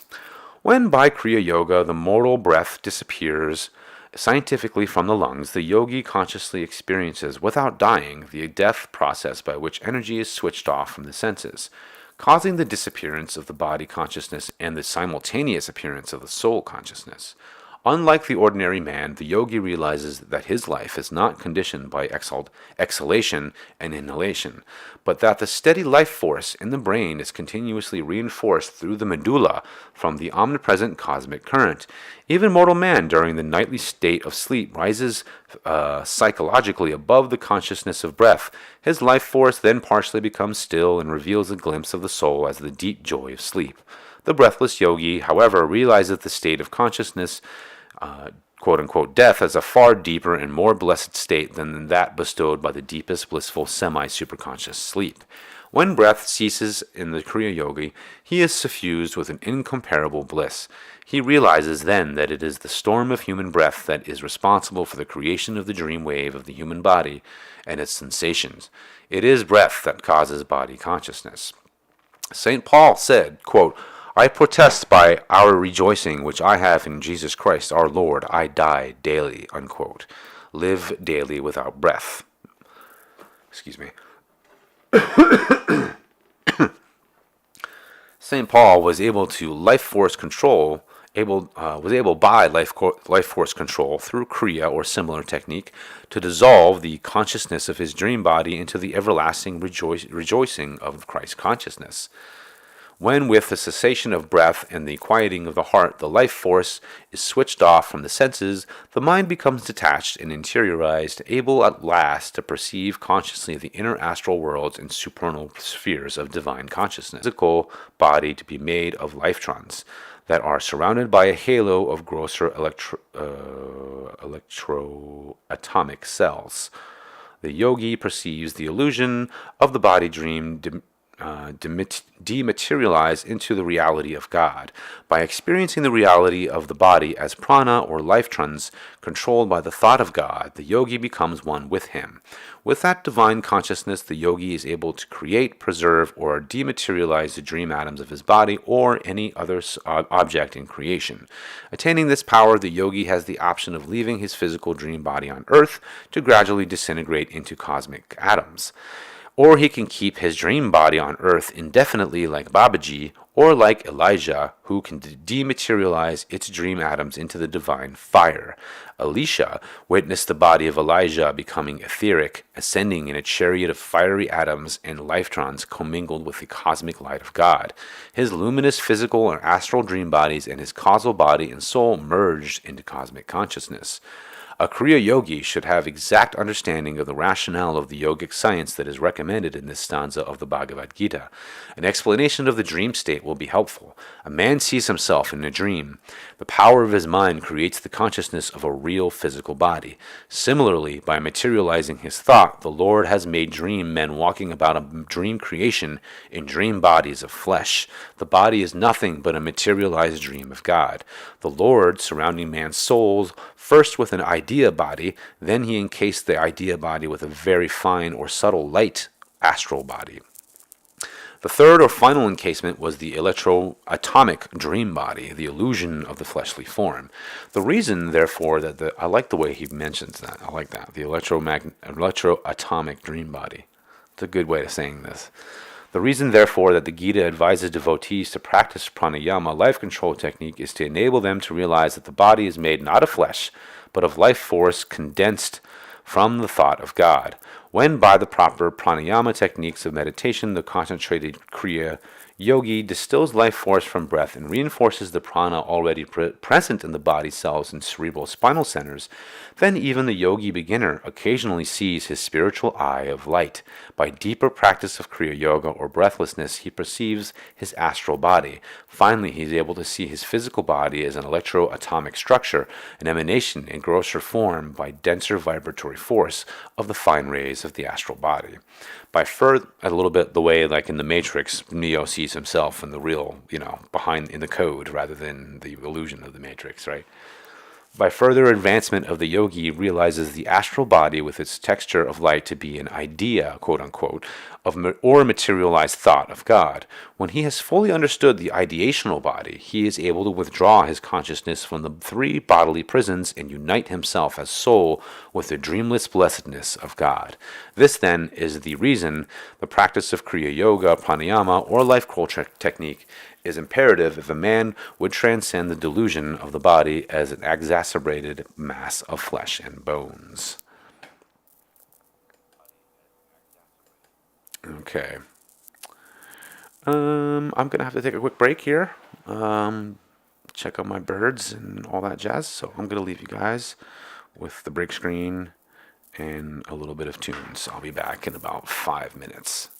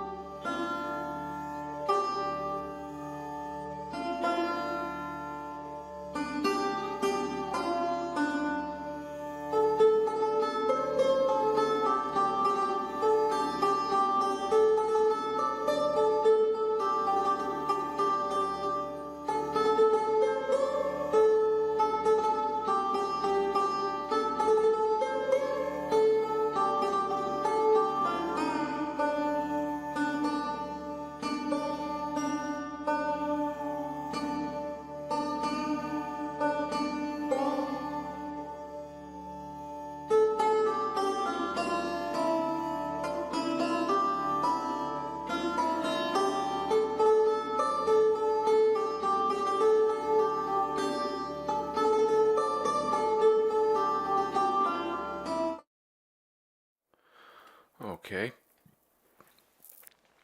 Before I continue, just wanted to show everybody the website to Yogananda's self-realization fellowship, where you can look at all kinds of different stuff. There's meditation techniques. There's all kinds of different things you guys can tap into all over the place. So events, about, blog. They also have the book I'm reading here that you guys can purchase for yourselves. I would definitely highly suggest it. I just bought a copy for myself. One of the reasons I came back to read this for you guys is because I got 350 pages in. I was like, oh my God, I'm flying through this. I'm about to catch up to where I'm at with you guys. So I put it down and decided to continue reading at least the part that I am finished here. So, oh, and also they have their own YouTube page, the Self-Realization Fellowship, which they have all kinds of interesting sermons and stuff like that, which are kind of cool to listen to. It's a little bit like going to church. So, anyways, we'll leave that at that. Let's see here. Whoops. Let's see here. Break screen. Here we go. Okay. So back to the reading. Verse 30. And let me just make sure that I can hear myself. Okay. Yep. I can. All right. Verse 30. Other devotees, by a scheme of proper diet, offer all the different kinds of prana and their functions as oblations in the fire of one common prana. So all such devotees, parentheses, adepts in all the foregoing yajnas, close parentheses, are knowers of the true fire ceremony of wisdom that consumes their karmic sins. So yet again, it's the understanding of true wisdom that actually frees you from the so-called sins that we commit, because you realize what they really are versus what you think they were, which is what sin, even going all the way back to its original meaning in Greek, means to miss the mark. Just so you guys know that. So, continuing, the first part of this sloka is sometimes coupled with verse 29, appropriately so, when understood in its deepest sense relative to Kriya Yoga, pranayama. The regulated diet of the advanced yogi is the vitalizing sustenance of pure life force distilled from the breath and charged with cosmic energy by neutralizing the actions of growth, prana, and decay, apana, of the body. When the yogi thus controls the life force, he is spoken of as one who has, quote, eaten up, unquote, the two currents, prana and apana, of inhalation and exhalation. One who nourishes his soul by absorbing the two currents into the one light of spirit reflected in the brain. The pranayama of Kriya Yoga is therefore the true, quote, spiritual fire ceremony, unquote, in which oblations of exhalation and inhalation are offered into the flame of inner light and perceptions of the spirit. This subsection is titled Yoga Teachings on Proper Diet. The more literal interpretation of this Gita verse is as follows. Other devotees employ fasting and strictly regulated diet to harmonize and control the five differentiations of prana, quote, the five life forces or vital airs, unquote, and their functions throughout the body, thus spiritualizing the body with health and vital energy. By this method, the yogi trains the body to be less and less dependent on gross food and other material sources for life and vitality. Correspondingly, the fivefold prana and its functions become more and more reliant on cosmic energy for sustenance, i.e., the different kinds of prana and their functions are oblated in the fire of the one common prana or cosmic energy. By this lengthy and arduous process, when cosmic energy ultimately becomes the sole support of life, the prana and apana spinal currents and their ramifications in the fivefold prana have been neutralized. Growth and decay in the body are arrested. The yogi thereby attains life control and the realization that the body is made of life trans. Various forms of diet were advanced by ancient yogis on such regimen. Disciples were taught to eat once a day, to eat rice or other cooked natural whole cereals, and generally to avoid oily or greasy food. Also advised was the daily use of milk mixed with water, but it is neither necessary or advisable for active yogis of modern times to confine themselves to such meager diet. Those, however, who are meditating day and night in the last stages of Kriya Yoga need little food.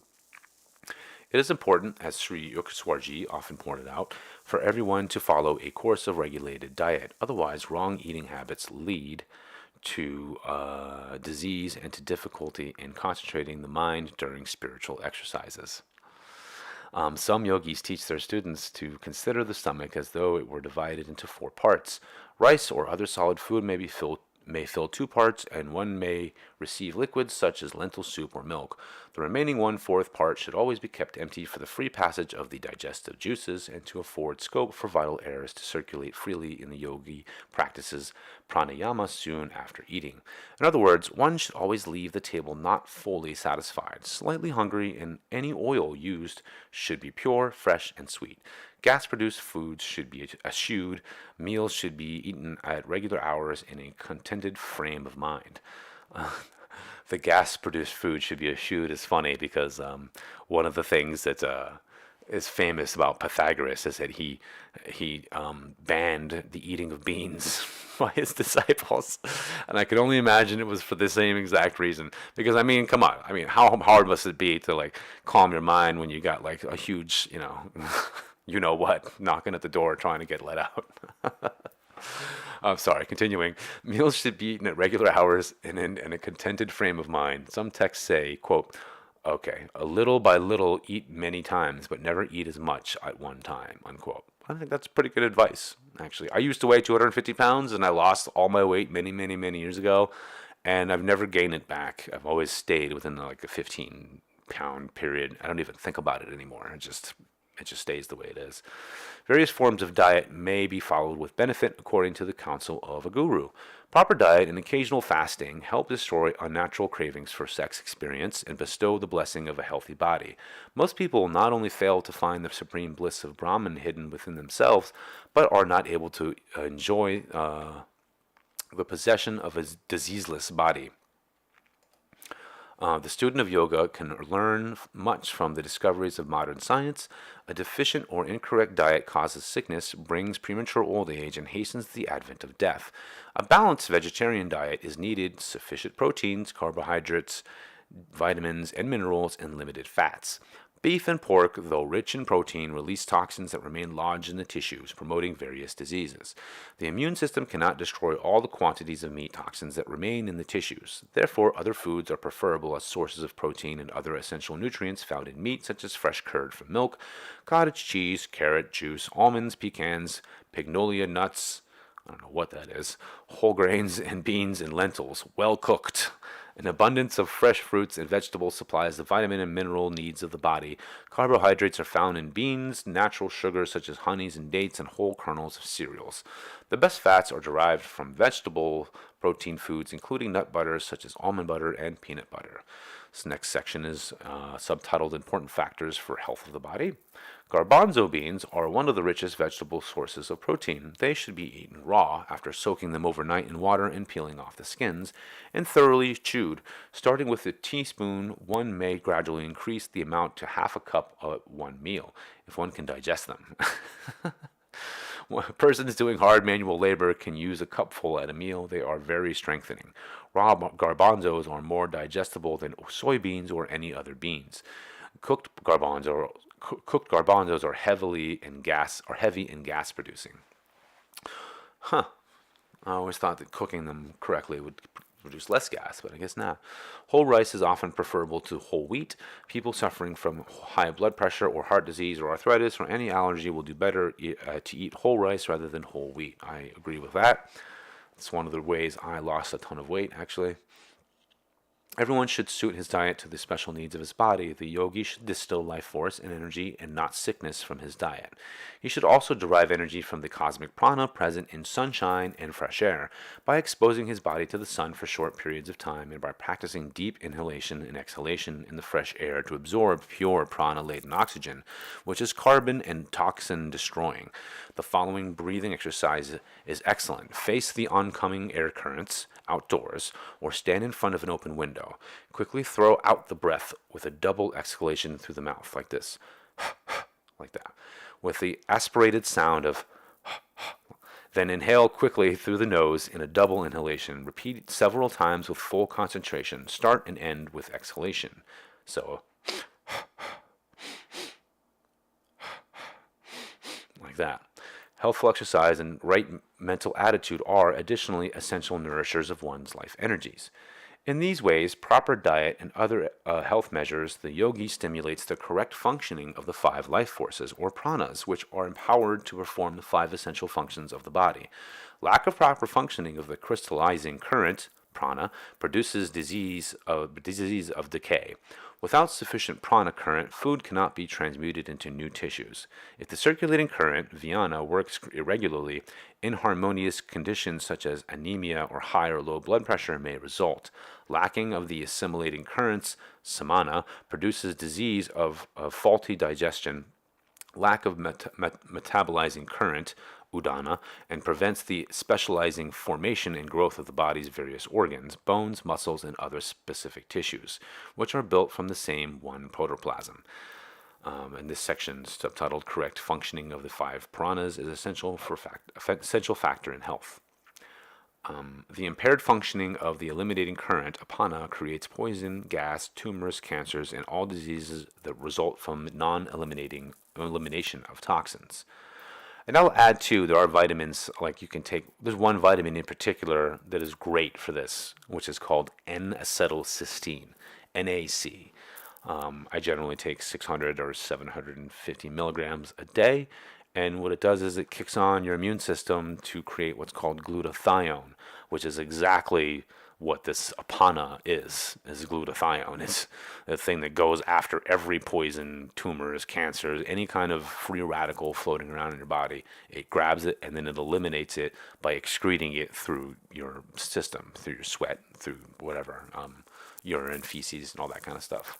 It's really great to have, especially if you've taken the jibby jab. I would definitely suggest anyone who has or known anyone who has taken that just should be on that every single day for the rest of their lives, because at the very least it'll help to start to detoxify whatever they need to have detoxified. But that goes with everyone. We all live in a toxic world, so we should keep that in mind. Continuing, the yogi converting the five life forces into one undifferentiated life force unites them with the cosmic life. This is the fire oblation, in which energy derived from material sources stimulates the life force, all then being given as oblations in the cosmic fire. Under the competent guidance of a guru, a student can learn to regulate his breath and life currents by certain yoga methods that include a special diet alternating with fasting. By eating less and less, and by confining the diet to small amounts of extremely nourishing foods known to the guru, the life force and breath can be quieted and the soul kept free from body consciousness. Quote, "Man doth not live by bread alone," unquote, but by superior foods like oxygen, sunlight, and the millions of volts of life energy hidden in the brain, which in turn is constantly reinforced from cosmic energy entering the body through the medulla. Quickening one's evolution through yogic diet is a difficult and circuitous path. Through it, however, rare yogis succeed in freeing themselves from dependence, first on gross food, then on even finer foods like breath, oxygen, sunshine, and inner life energy. When such yogi succeeds in living on pure infinite cosmic energy, directly sustaining every atom of his being, he is contacted the vibrating cosmic consciousness of God. He knows all life to be naught but a transmutation of consciousness. Health faddists seem unable to discuss intelligently any subject on earth except the body and food. A wise man discovers a simple diet suited to his constitution, follows it religiously, and forgets it. I agree with that. Endless preoccupation with diet ties the health faddists to intense body consciousness. Advanced yogis learn to keep the body alive, free from disease, and free from bondage of reincarnation, solely through development of God consciousness. All devotees who become adept in any of the foregoing yajnas, enumerated in verses 25 and 30, are knowers of the true fire ceremony. In the ensuing flame of inner wisdom, self-realization, all their karmic bonds of mortal consciousness are sacrificed and consumed. Verse 31. By partaking of the nectar remnant of any of these spiritual fire ceremonies, they, quote, the yogis, go to the infinite spirit, Brahman, but this realization of spirit belongs not to ordinary men of this world who are non-performers of the true spiritual rites. Without real sacrifice, O flower of the Kurus, which is Arjuna, whence comes any better world? any better existence or elevated state of consciousness. The Gita here contrasts the right living yogis, and this is the commentary. The Gita here contrasts the right living yogis who effectively perform any or all of the soul and spirit uniting quote unquote fire ceremonies, as mentioned in stanzas 25 to 30, with superficial persons who perform mere mechanical rites or none at all and know nothing of self discipline. And I'm just going to stop here for a second and just say that this is the same issue I have with Christians and Christianity. I just find so many Christians well, first off, I blame the churches for this, but like growing up as a Catholic, I was never really taught how to pray or meditate. I mean, I was just bow your head and ask God for the things that you want. Like, what is that? What is that? So this speaks to me very much so, because when I finally did delve into it, and I actually got into the rosary, which is how I learned initially how to meditate. I eventually moved from the rosary to other things, but it was one of those things where I had to learn it on my own, which is why I guess it meant more to me, because it was my own self-discipline. I did it to myself. I made it happen, and I just want to let you guys all know that you all can make it happen for yourselves too. It's all of our choice. But the thing of it is that there are so many people who go to church and, like, again, perform mere mechanical rites, or, and think that's all that you need to do. I'm sorry, I just don't agree with that, especially in my experience. And continuing, without the inner transformation of self-realization, men remain identified with the misery-making experiences of the body, losing not only the infinite bliss within, but also the joys of a balanced normal life, even in this world. Wow, that really applies to somebody I know. Between two stools, the poorly worldly man falls to the ground. Pursuing the shadow, he not only fails to capture it, but loses as well as the eternal shadow-casting substance. In justice to his dignified status, every human being must work and think, eschewing an aimless existence. He should not be like a football kicked about by the hobnailed boots of circumstance. Man, I absolutely agree. Hello, all of you in the chat. Thank you for the love. Yes, I am back. It's nice to see you guys here as well. Even from Amsterdam. Verse 32. Various spiritual ceremonies, yajnas, which are yajnas performed with wisdom or material objects, are thus found in the wisdom temple of the Vedas, quote, mouth of the Brahman, unquote, which is a lot like the mouth of God in the Bible, right? Know them all to be the offsprings of action, and understanding this, and by the performance of those actions thou shalt find salvation. Okay, continue with the commentary.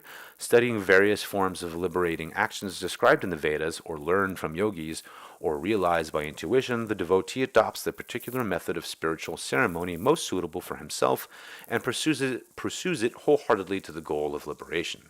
The yogi here performs the inner rite of spinal awakening, through which ascension to spirit is attained, finds the first altar of spirit in the coccygeal center, the Muladhara chakra, the one at the base of your spine, the subtle center of life and consciousness at the base of the spine. Sorry. The center is called the earth chakra, the seat of creation of the earthly body and its activities and perception, which is why, I'll just stop here for a second, this is why whenever you guys, if you ever do sit down to do meditation, always put a pillow or something under your butt. Sit above the ground just a little bit, okay, to bring a little bit of distance between that. Trust me when I say that makes the biggest difference. Continuing, this center is called the earth chakra, the seat of creation of the earthly body and its activities and perceptions. It is described in yoga scriptures as a four-petaled lotus, the petals, quote-unquote, being symbolic for four specific rays of conscious creative vibration, the medium of the center's activities. The scriptures further detailed within the chakra a four-pointed diagram that contains a three-pointed symbol, a triangle, the center of creative force. In the middle of this triangle is the starting point of the astral spine, the Sushumna, that runs from the coccygic centers through the spinal cord to the astral brain. The opening of this astral tube is the coccygeal chakra, is referred to in this verse as the mouth of Brahman, leading the yogi's consciousness inwardly to spirit ensconced in the highest center of cosmic consciousness in the brain, or communicating outwardly through the coccygeal center to direct to direct the creative activities of the body. This earth center is thus said to be the abode of Brahma, the creator, the active manifestation of the absolute in the microcosm of man's body. Vedic saints who have concentrated on the Muladhara chakra wrote down the truths they learned from their perceptions at this center. Their realizations thus gleaned from the lips of Brahma. A highly advanced yogi, concentrating on the coccygeal center, can behold the truths and creative forces in this center personified as the creator Brahma, a being with four arms or aspects seated on a four-petaled lotus of light. The ardent devotee can behold this being by following the instructions from the lips of his guru about the esoteric lore that is found in the Vedas, the highest Hindu scriptures, themselves being symbolically referred to as the mouth of Brahman. By concentrating at this center, the devotee can feel the vibrations of truth and wisdom perceived by the rishis, or like these sages of old, can even put questions to and receive answers from the inwardly perceived image of Brahma. By perceiving this center and communing with the divine creative consciousness of God enthroned therein, the yogi realizes that all actions of the body, mind, and speech involved in connection with any form of soul and spirit unifying, quote, fire ceremonies, unquote, can be particularly initiated through this center. He realizes that all spiritual fire ceremonies are born of spiritual activities. Their true symbolic significance can be realized only by concentrating on the wisdom underlying the performance of any rite, sacrifice, or activity. The ultimate purpose of any yajna is liberation. The true devotee knows that the spiritual activity alone can bestow salvation. Therefore, he performs spiritual actions, he receives the resultant inner perception, he becomes liberated. Verse 33. The spiritual fire ceremony of wisdom, O scorcher of foes, is superior to any material ritual. All action in its entirety, the act, the cause, the karmic effect, is consummated in wisdom. And the commentary continues. The inner spiritual fire ceremony of wisdom is here extolled in contradistinction to the mere outward material aspects of the various fire rites referred to in the foregoing stanzas. Quote, self-discipline, asceticism, regulation of diet, and so forth, unquote.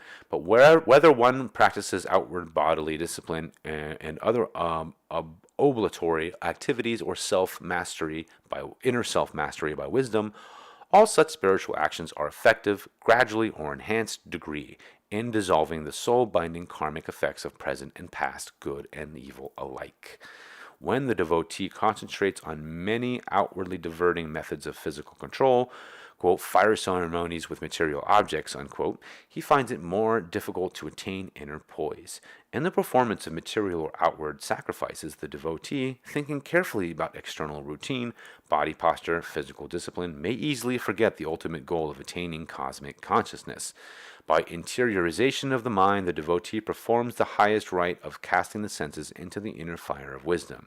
He has taken the quickest path to the infinite. This next section is called the all-sanctifying wisdom imparted by a true guru. Verse 34.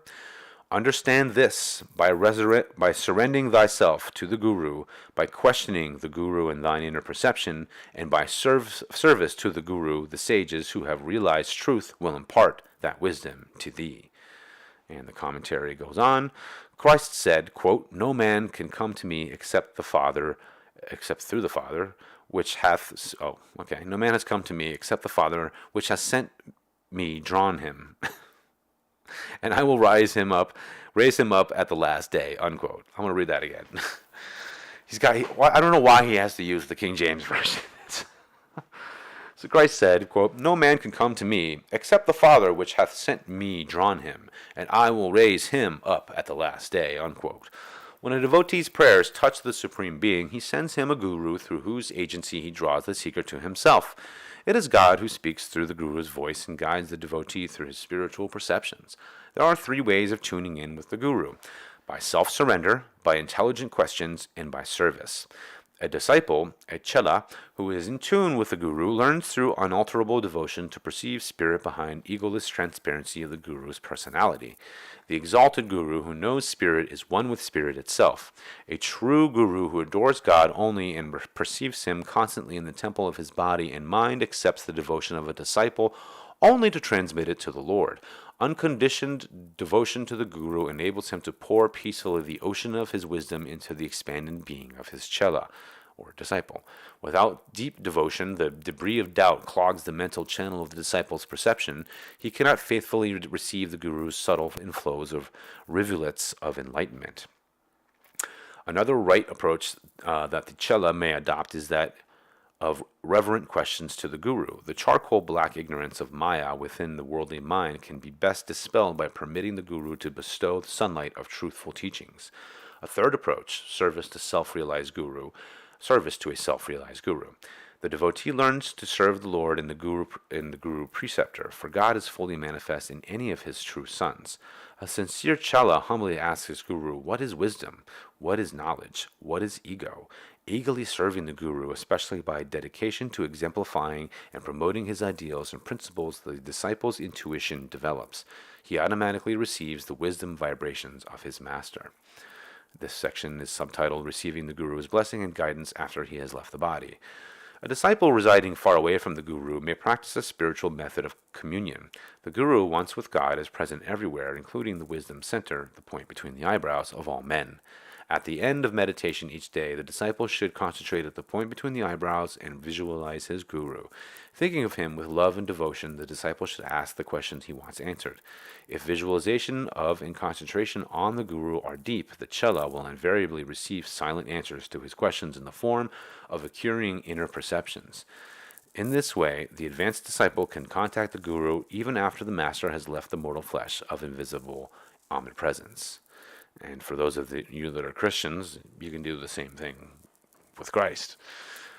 When the Kriya Yogi, by the above methods of attunement with the guidance and blessings of the Guru, withdraws his life force and mind from the body and senses and surrenders them with devotion at the wisdom and the life energy center at the point between the eyebrows, he then, through introduction by the Guru, meets the infinite or cosmic Guru. Verse 35. Comprehend that wisdom from a Guru thou, O Pandava, wilt not again fall into delusion, for by that wisdom thou shalt behold the entire creation in thyself, and then in me, i.e. spirit. And the commentary continues, quote, a true seeker like you, O Arjuna, receiving the cosmic wisdom taught by a true Guru will never again be deluded by Maya, unquote. That's basically what he's saying. Blessed by the advent of his Guru's spiritual perception, by impinging its revelatory light on the inner darkness of delusory ignorance, a sincere devotee beholds the entire cosmic dream of God as a projection on the screen of his own consciousness. It is said, quote, the knower of Brahma becomes Brahma, unquote. The disciple, liberated by realizing the Guru's cosmic perception, finds his soul one with God. He then perceives all waves of phenomena as floating in the ocean of divinity. Indeed. Verse 36, even if thou art the chief sinner among all sinners, yet by the sole raft of wisdom thou shalt safely cross the sea of sin. And the commentary goes on to expound, he who is lured by the temporary charm of evil to perform wrong actions is spoken of as a quote-unquote sinner. Sin and error are spiritually synonymous. Error is ignorance, delusion, a distortion of reality disposing man to consequent responses contrary to universal laws and principles of righteousness or truth. It is an error of judgment, ignorance, to seek pleasurable taste from poison honey and suffer death. So it is wrong judgment, ignorance, that makes one indulge in the momentary charm of evil actions that ultimately lead to pain and death. When one breaks a law of his country, that is a crime. There is perhaps in that act no sin against God. Some crimes are sins, but not all sins are crimes. Pardon me while I cough.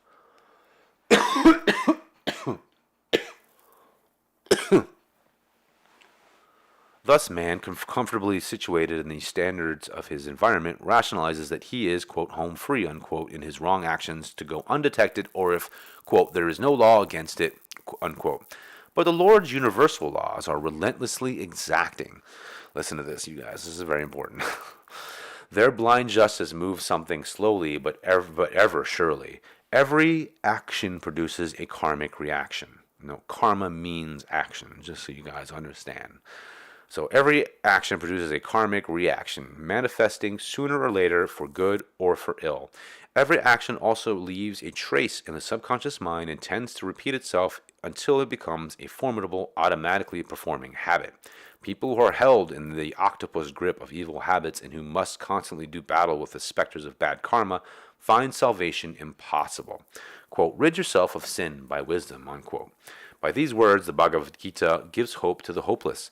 This wonderful constellation, voiced by those who know the nature of the soul, is based on psychological and spiritual truth. The soul is perfect, being the reflection of God. Consequently, it can never be defiled. The ego, which rules in place of the soul in the bodied identified man, is the apparent doer and perceiver in the sphere of nature's forces. Sin and virtue and their consequences and rewards are relevant only to the ego. Hear that. The ego could not know what darkness is there if there were no contrasts of light, and such is the dual nature of sin and virtue. The ego perceives its existence through the ignorance of delusion, accepts Maya's laws of relativity, and is precipitantly bound by them. But the soul has no part in this duality. When one rises to soul consciousness, he is above the cause-effect interplay of sin and virtue. He is virtue itself. Thus, self-realization, wisdom, direct perception of truth in soul consciousness is the sole rescuer of man from the sea of sin. Even if one is the greediest of the greedy, the most sexual of the licentious, the most violent-tempered among the wrathful, the most wealth-loving amongst the materialist, still, by lovingly following the prescriptions of a real spiritual doctor, a God-knowing guru, that quote-unquote sinner will be able to banish even the memory of evil bad habits. Undiscouraged by the vast extent of one's evil habits, the aspirant should go on little by little tasting the joys of good habits. Ultimately, he will free himself not only from the grip of all sensual habits, but from attachment to any habit, even a good one. The liberated man is free from the after effects of past evil actions as well as the after effects of present good actions. Finding oneness with spirit and its eternal bliss. Finding oneness with spirit and its eternal bliss, the yogi rises above all bondage to karma, which, with its ceaseless alternates of good and evil, operate as an inexorable law only in the phenomenal world. The consciousness of mortal man is seen by spiritual masters to be identified with three lower centers of the spine, the coccygeal, the sacral, and the lumbar, which operate under karmic law. The liberated man rises above these three lower centers and penetrates into the dorsal, cervical, and Christ consciousness center between the eyebrows. When the yogi's consciousness reaches the Christ center of wisdom, the seat of the Kudasta, or universal intelligence, he beholds his soul as a true reflection of the perfect spirit, beyond all reach of ignorance and its companionate law of karma. That was a mouthful, sorry. Verse 37, the verse, quote, O Arjuna, as enkindled flame converts firewood into ashes, so does the fire of wisdom consume to ash all karma. Darkness remained within King Tut's tomb for millennium, yet when it was opened, sunlight dispersed darkness in a second, bringing the light in, and darkness is no more. Similarly, with the advent of ecstatic wisdom, all the darkness of karmic slavery is instantaneously banished.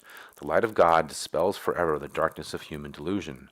According to the scriptures, there are four kinds of actions and the effects thereof. Purushakara, number 1. Present actions initiated by the power of free will, uninfluenced by compulsions of past karma. Number 2, parabdha, actions or results arising from the influence of past actions. These influences are antagonistic to man's free will. They serve in large measure to shape his physical and mental development and to determine his environmental opportunities, family, nationality, success ratio. These are two kinds of parabdha karma. A, fruits of past actions that are now operative in one's life, e.g. the present body result of past karma, and B, the occurring fruits of actions, seeds not sprouting at present in the individual, but ready to sprout at any moment in the present lifetime under the encouragement of suitable circumstances. It is this type of parabdha karma that is operative when a man suddenly finds some unexpected change in his life, from good to evil or from evil to good, or some surprising enhancement of either good or evil according to the nature of the past karma that has just found some available channel or outward expression. Number 3, pararabdha. There's an extra ra in there. Unsprouted seeds of past karma that are reserved for outward manifestations in some future embodiment. Also, those actions yet unaccomplished but already subtly set in motion is by the samskaras, which is impressions of past bad habits, which will come to growth either in one's present life or in a future incarnation. In constant succession, every action begets a new action, legacy of its offspring impression. Oft repeated, these samskaras, again impressions, form habits that automatically impel the thinking and behavior of their captive. Now, I want to make a comment on this because if we were able to step back and think about this for a minute, I think most people could realize that what psychology would call what is it called?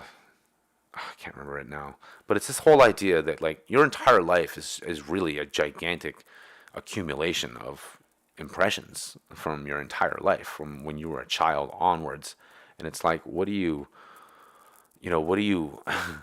how do you differentiate yourself versus the impressions that have become the little things that you yourself think who you are, like, i.e., as an example, if you react in a certain way and you can think and be like, wait a minute, is this really me reacting, or is this something that I picked up from, say, my mother or my father, who reacts the exact same way in the exact same situation? It's something I think a lot of people don't think about, and we should think about that, because it affects our lives a hell of a lot more than we think it does. Way more than we think it does. So part of the thing for me, as far as my own awakening, is peeling off all these things that I thought were me and realizing that they were nothing but impressions, samskaras that I picked up from my life. So just so you guys just keep that in mind, we all have them, every one of us. And that's what makes us so unique, is that we all have, we're all human. We all have similar types of impressions, but they're all very specific to our own lives. You see what I'm saying? And that's why it's important to understand that, like, before you judge anyone, you don't really know the countless samskaras or impressions that these people are walking around with. And you have to be compassionate to that, just as if you need to be compassionate to yourself when you start to peel away those things from your own ego consciousness, which honestly is such an important step that every person has to take in the spiritual journey. Anyways, continuing with the commentary. Thus are the past and future intertwined and inescapable, as woven by the above three forms of action and their karmic effects. The man under Maya knows neither what he has been in the past, great or little, nor what he will be in the future, good or bad. It is for these lawful, quote, uncertainties, unquote, that karma is called, quote unquote, slavery. The wise man has the liveliest desire to rid himself of all connection with it. Number 4, prahadara, actions accomplished after the yogi has ignited the fire of wisdom, thus destroying the seeds of past karma and roasting any potential seeds of present and future actions, causing them to fall away in ashes. This destruction of the bonds of karma is the special significance of the reference to Arjuna in this verse. Rather than the use of one of his many epithets, the name Arjuna is linked metaphorically to the Sanskrit raju, quote, having no cord or binding, unquote. As roasted seeds do not germinate, so a burnt rope may appear to bind but falls away in ashes. I like that. The liberated man becomes free from the effects of all four forms of action. He acts only in the guidance of his intuition-tuned free will, finding that the stored-up seeds of all good and bad past karma are consumed, quote, made null and void, unquote, in the fire of wisdom. It's just so true. The results of past actions do not touch him, even as dewdrops slide off the lotus leaf. In other words, the yogi does not perform his present actions through the influence of stored-up fruits of past actions, as does the deluded man.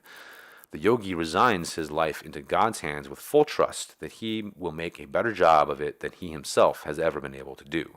Thus, he becomes free from the results of all actions connected with the past, present, or future. The yogi realizes his body to be a result of sprouting prarabdha, the results of past action. He is determined to rise above the necessities for future predetermined embodiments. He beholds his own body as nothing more than a motion picture cast on the screen of his consciousness by the cosmic beam. Discovering the secret, well-hidden truth about the body, the yogi laughs at the discomfited magician, Maya. He has seen through her laws, quote-unquote, of karma, nothing but brazen-faced tricks. Verse 38. Verily, nothing else in this world is as sanctifying as wisdom. In due course of time, the devotee who is successful in yoga will spontaneously realize this within his self. Absolutely. Excuse me while I take a drink.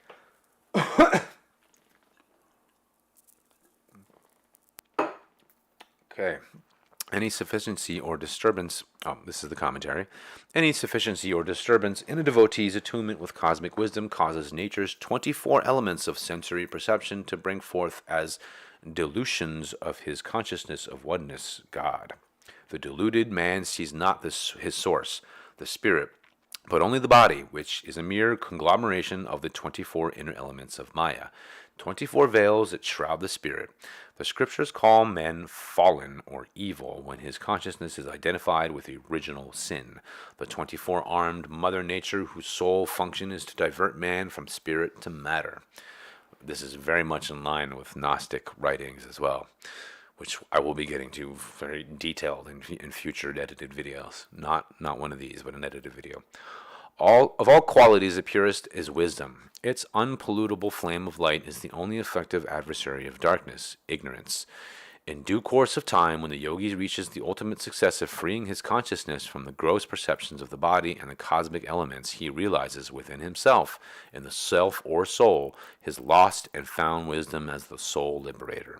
The mention of quote-unquote time in this stanza is significant.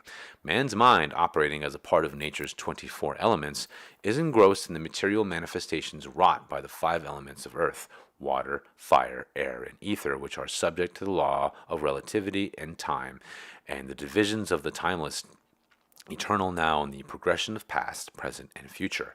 To escape the flux of time, the devotee must rise to the spirit beyond nature's compartments of relativity.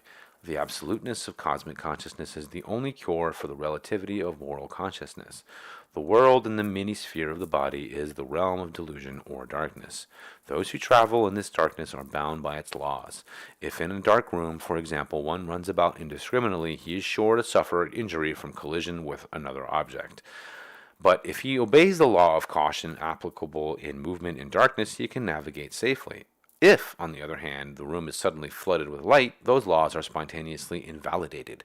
Similarly, spiritual methods and the gradual progression they ensure are the laws that serve as safe guides in Maya's land of darkness. But when these methods in the light of wisdom is at last made manifest, the laws of relativity are transcended with the instant banishment of darkness. The Gita therefore says that, quote, in due course of time, unquote, through step by step in ascension, the successful yogi will attain self-realization, and in that spontaneous enlightenment of union of the soul with spirit, he will manifest the infinite. Verse 39, the man of devotion who is engrossed in the infinite, who has controlled the senses, achieves wisdom. Having obtained wisdom, he has immediately attained supreme peace. And the commentary goes to continue. God does not talk to the average devotee, a beginner in the spiritual path. His only chance to know the will of God is by serving a true guru and devotionally tuning in with his guidance. No, I know, because your guru could be spiritual. It doesn't have to be physical. Sometimes he says things I don't agree with. This is one of those things. His only chance to know the will of God, I'll give me a break. By following the instructions for liberation, the yogi becomes ripe in wisdom. Not to say that gurus and spiritual teachers aren't extremely important in this life, because obviously if somebody understands something, they can convey those to many people who don't, therefore elevating them in their own consciousness. So I'm not poo-pooing on that. I'm just saying that, the way that he wrote that, I would think, is a little bit wrong. I think he also says at some point that it's impossible to accidentally open up your chakra, which I also think is not correct, based on my own experience and myself and seeing other people as well.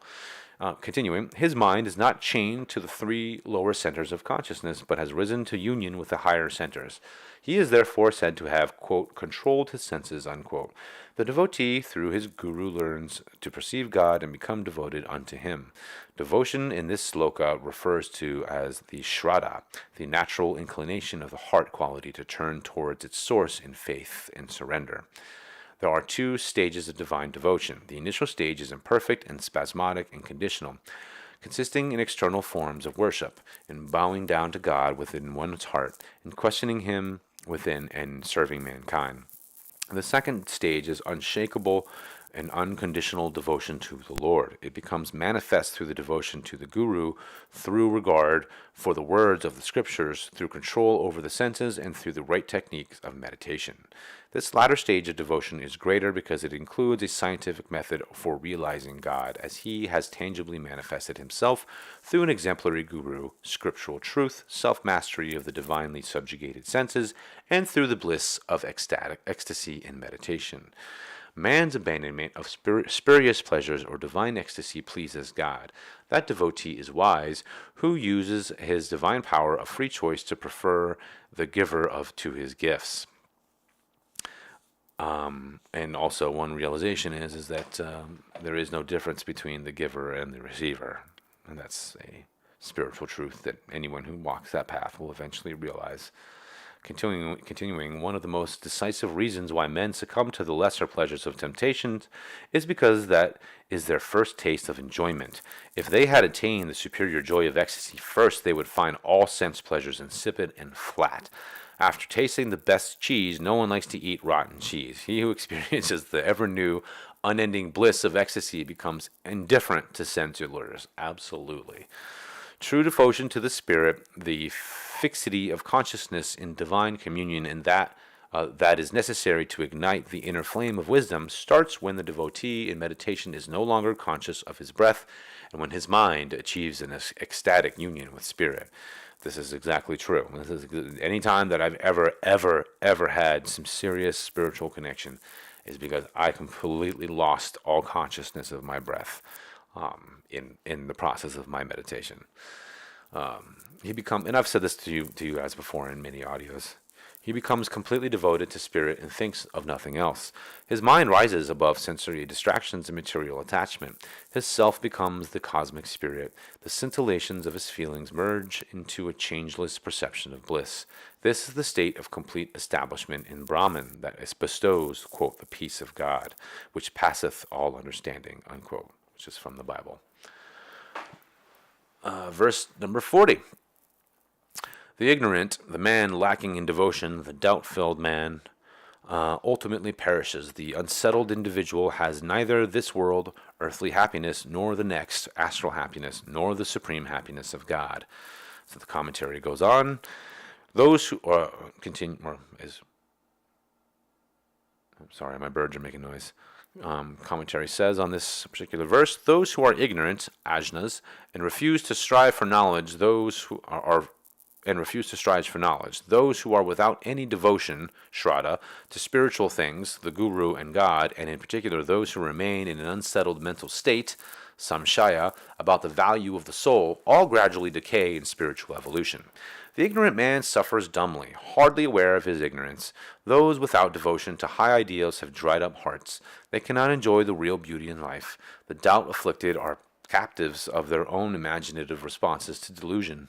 The ignorant, the non-devotional, and the doubtful hamper their orderly natural evolution towards God, both here and in the hereafter. This subsection is called Soul Decay, sets in for sense-satisfied man who seeks no higher wisdom. Even the worldly man who yet has a desire for knowledge and who is devoted and active in acquiring it automatically climbs the ladder of spiritual evolution. But soul decay sets in for the man who refuses to know, being satisfied with the senses, who does not want to acquire wisdom, nor to bestir his mind, lest he learn something. The man of doubt or irresolution is even worse off than the man who is habitually ignorant and does not know any better. The latter is placidly content in his ignorance. The man with an unsettled mind, however, lacking commitment to anything, neither enjoys the innocent joys of earthly life, or is he eligible for the joys of the hereafter, because astral happiness is a reward for man's earnest endeavors in performing good deeds on earth.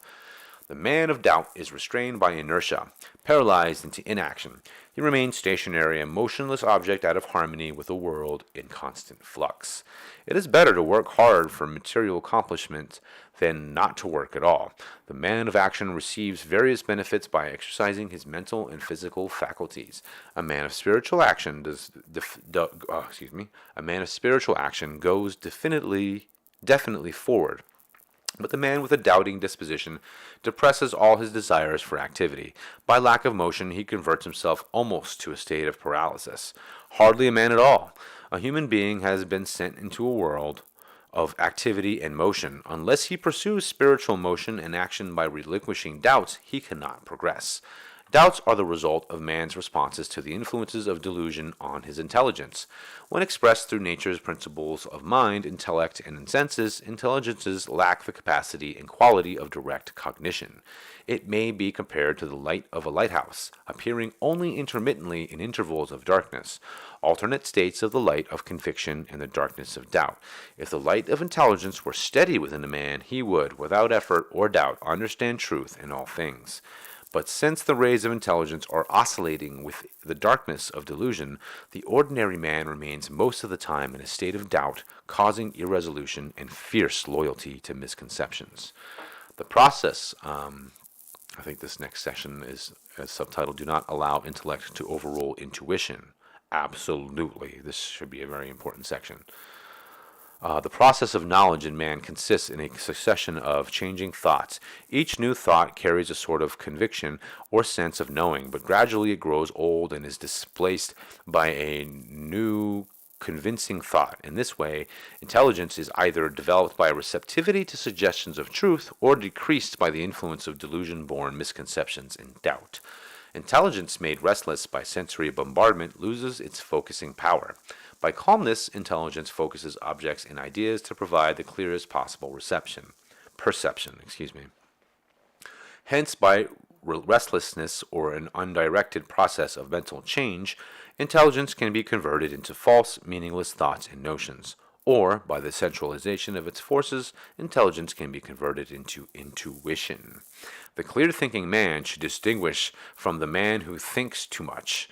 The latter, fond of exercising his intellectual powers in a desultory way, is led in wrong directions and can hardly choose correctly from a number of seemingly true propositions. The fruitful utility of such complex intellectuality is insignificant, for its unguided exuberance of intellectual energy disrupts inner calmness, rendering intuition impotent. Intuition manifests only in calmness. In the undeveloped man, it only occasionally peeps in through the loopholes of leisure periods of the active mind and restless senses. The clear-thinking individual does not allow intellect to overrule intuition. By his patient calmness, he permits the full play of intuition in guiding him to right determinations. And I'm going to tell you guys right now, this whole idea of intuition is so huge. I mean, it is. The further along you go down your spiritual path, your intuition blossoms like you would not believe. I can't say enough about this. I'll probably end up doing an entire video just on intuition alone, because it's one of those things where it's one of those things in life that tells you that, like, you are, you know how you in school they give you grades and you progress and you can see your progression. Like, intuition is a way that tells you that you are spiritually progressing in life. And the more you can read and the more you understand intuition within yourself and how you read the world, the more that becomes a real reality for you in your process. It has become for me, I can tell you that much, in an incredible way. Continuing, under the influence of delusion, man has an imaginative temperament that destroys his natural ability to perceive truth. A little suggestion might be produced different images in different minds. Looking at a distant tree, one person might perceive on one of the branches a yellow leaf. Someone else sees it as a lemon. Another perceives it as a yellow bird. Each is sure he is right. The result? Doubt. Which conception is truth? only by direct close observation of the object can its true nature be known. This is the function of intuition, that power of knowing which springs within and carries conviction through actual experience or realization. The product of intuition is true wisdom, the ultimate panacea for doubt, not knowing. Because man does not develop because man does not develop this intuitive power inherent within him, he remains in the domain of delusion-afflicted intelligence, plagued by misconception and doubt. Many individuals in this world manifest nothing but doubts. They develop a particular complex about the absolute value of doubts. Association with such people whose malady is highly contagious fills the vulnerable person with a sort of resentful uncertainty by which he may lose present happiness as well as desire to work for future happiness. In the disconcerting man of doubts invariably considers himself, quote, broad-minded, unquote, and, quote, acutely discerning, unquote. To him, all saints, those who perceive the unity behind diversity, are simpletons. Oh, I've met so many people like this. Man's best remedy for doubts is to mix with, quote-unquote, simpletons of positive and sanguine dispositions. Doubters, however, like to mix only with their own kind. They often become extremely negative individuals, graphically called in America, sourpusses. That's an old word for it, huh? But I will say this. I think he's making a good point, because there are a number of different, like, atheists, YouTubers, and all these kind of things out here, and some of them are just some of the most miserable people. Like, I'll watch their channels just to see if there's, like, some kind of interesting conversation, and it usually is never interesting. It's usually the atheists, like, taking calls from various, religious people, and then they basically having the same conversation over and over, and they're just, like, bitter and tired and just unhappy.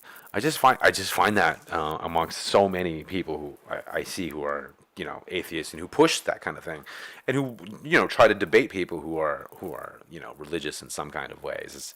Unfortunately, the religious people who call in are usually not the most intelligent people, so it doesn't help.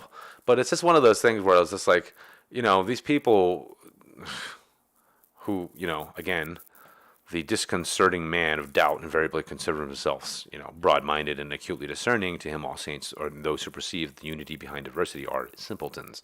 And that is definitely something I have gotten from a lot of different people who espouse to be atheists. There is a looking down upon, let's just say, that I find to be kind of off-putting. Because that's the thing. It's like if they're trying to convince other people to also be atheists, then, I don't know. I just think most of their methods are not so great.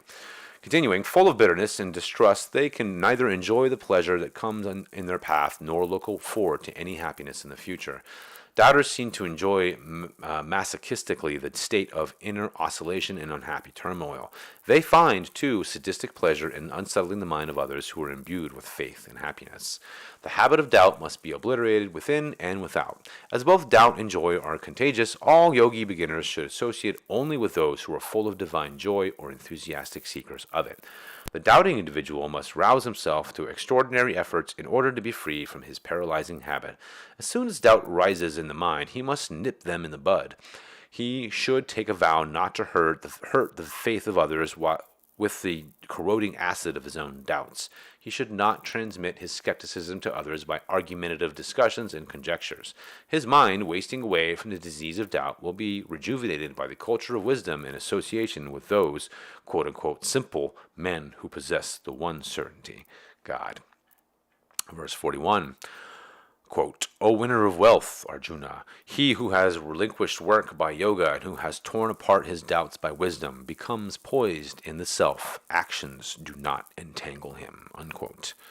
And the commentary is as follows. The stanza refers to the two main paths. One, union of the soul with God through Raja Yoga, royal yoga. Number two, perceiving the infinite by wisdom. So, number one, those who perform the graduated actions of yogic meditations become united to God. Through these and other divine actions in daily life, sadhanas, spiritual practice, they rise above all attachments and desires and become true renunchants. Number two, Devotees find spiritual fulfillment by concentrating their minds with devotion and faith on scriptural and guru bestowed wisdom. Dispelling doubts by reason and ultimate inner intuitive convictions, their whole concentration becomes poised in the self. Taken together as one path, as advised in the all inclusive Raja Yoga, or followed separately as singular paths, both the yogi and the sage find that even though they work with the body, they are no longer bound by its fruits of actions. God dwells within them as the true performer of works. Unidentified with the ego, egoistic actions, and the body of these devotees become free. It's a little bit like in the New Testament, one can be of the world but not of it kind of idea, right? The relinquishing of actions by yoga signifies that the yogi performs actions only for God. The Gita again and again points out that literal, quote, renunciation of actions, unquote, relished by spiritual idlers is not the true renunciation. Acting for God and renouncing the fruits of actions, not actionlessness, mark the true man of renunciation. So yet again, it's not the literal renunciation of actions, but again, it's the renouncing of the fruits of actions.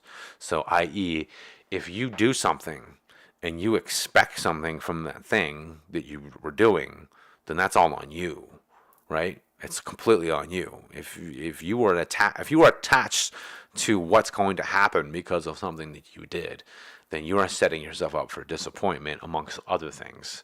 It's the whole idea that we can all just do things for the sake that we need to do them without thinking anything else of them. And if you're really intuitive of it, then you do things because essentially God is all over the place. So when you're doing something for one person, you're doing something for God as much as you're doing something for anyone else. So it should all be free. It should all come without any strings attached, right? Because the fruits of the actions, and those are the things that people get upset about, right? These are the things that people will bring up in personal relationships. But like, well, I did this and you didn't do this for me, and you know how things become like a transactional relationship, which so many relationships are transactional. But that's the thing, right? If you aren't attached to what you're doing, you just give freely. Again, what I said earlier is the giver and the receiver there's no difference between the two when you reach a certain level in your life, in your spiritual path.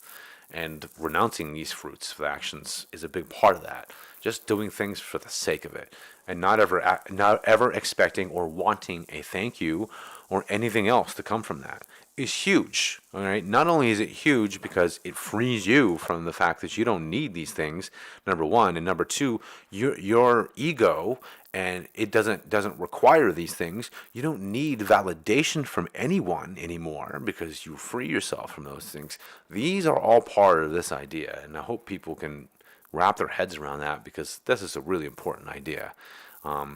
Again, acting for God and renouncing the fruits of actions, not actionlessness, mark the true man of renunciation. So keep that in mind. Very important.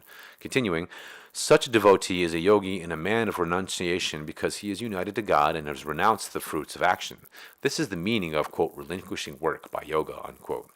By renunciation of love for all worldly objects, no longer desiring those fruits of actions, a devotee escapes from the phenomenal world into the noumenal world of truth.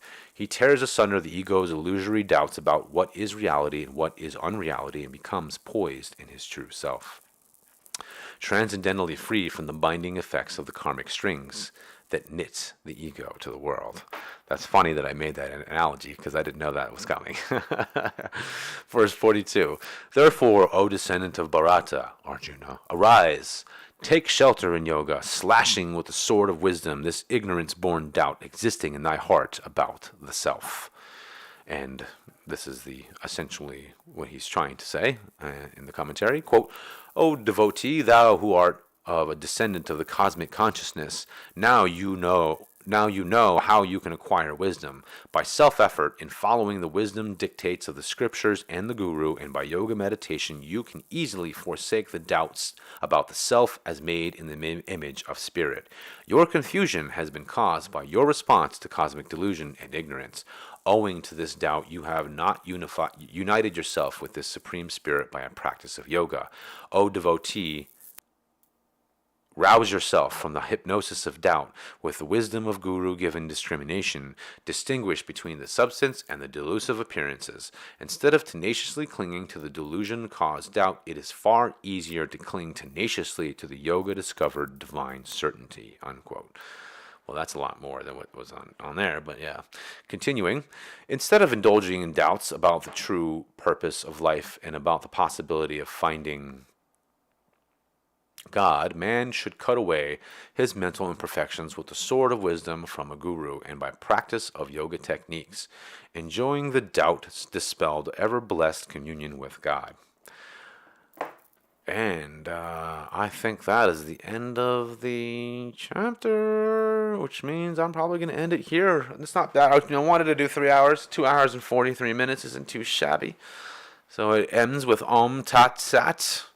In the Upanishad of the Holy Bhagavad Gita, the discourse of the Lord Krishna to Arjuna, which is the scripture of yoga and the science of God realization, this is the 4th chapter called Jnana Yoga, union through the knowledge of the divine. So, chapter 4, done. Excellent. Chapter 5, freedom through inner renunciation. Which is better, serving in the world or seeking wisdom in seclusion? Blah, blah, blah, blah, blah. All right, so I'm not going to do this part yet, because I think this is a great spot that we can start off in.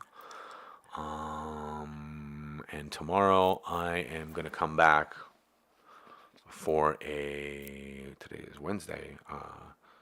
Tomorrow I should be able to be back for another 3 to possibly 4 hour reading. So we are going to get through this, you guys. It's gonna happen.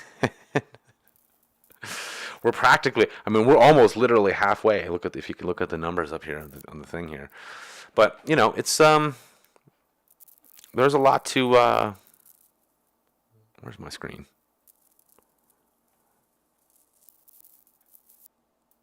There it is. There's a lot to contemplate with this. I think there's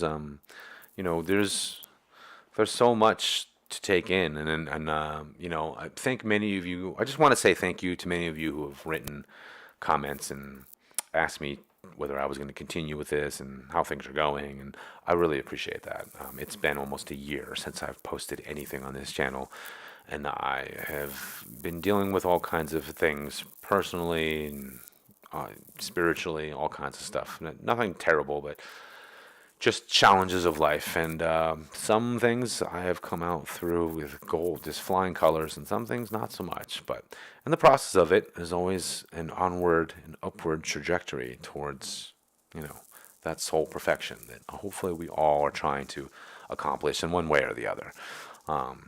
But, and that's saying that, I just want to say thanks to all of you guys. I'm definitely going to be back 100%. And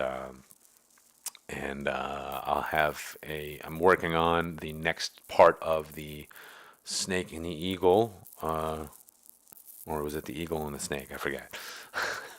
But that series, the next part 1, the official part 1 will be out probably within the next couple of weeks. I'm just starting to wrap up a bunch of the initial research I have for this. And that's another thing too. This whole past year, one of the things I realized is that getting into that series, the Snake and the Eagle, or the Eagle and the Snake, is that there is so much more that I needed to get into and learn and to research, and that's what I did, and that's what I'm doing, and so with that, and with the knowledge that I've gained from reading this book as well. I think it's it's just, you read some of these things, you're like, oh wow, this is what it really means. And when he's talking about intuition and things like that, I think it's a big deal. People who have, when you have your intuition, I think there's, it's just one of those things where I think, it's a powerful thing. Once you wake it up, intuition, and you develop it, you have to continuously water that plant, right? So as it grows, your intuition becomes much, much more, let's say,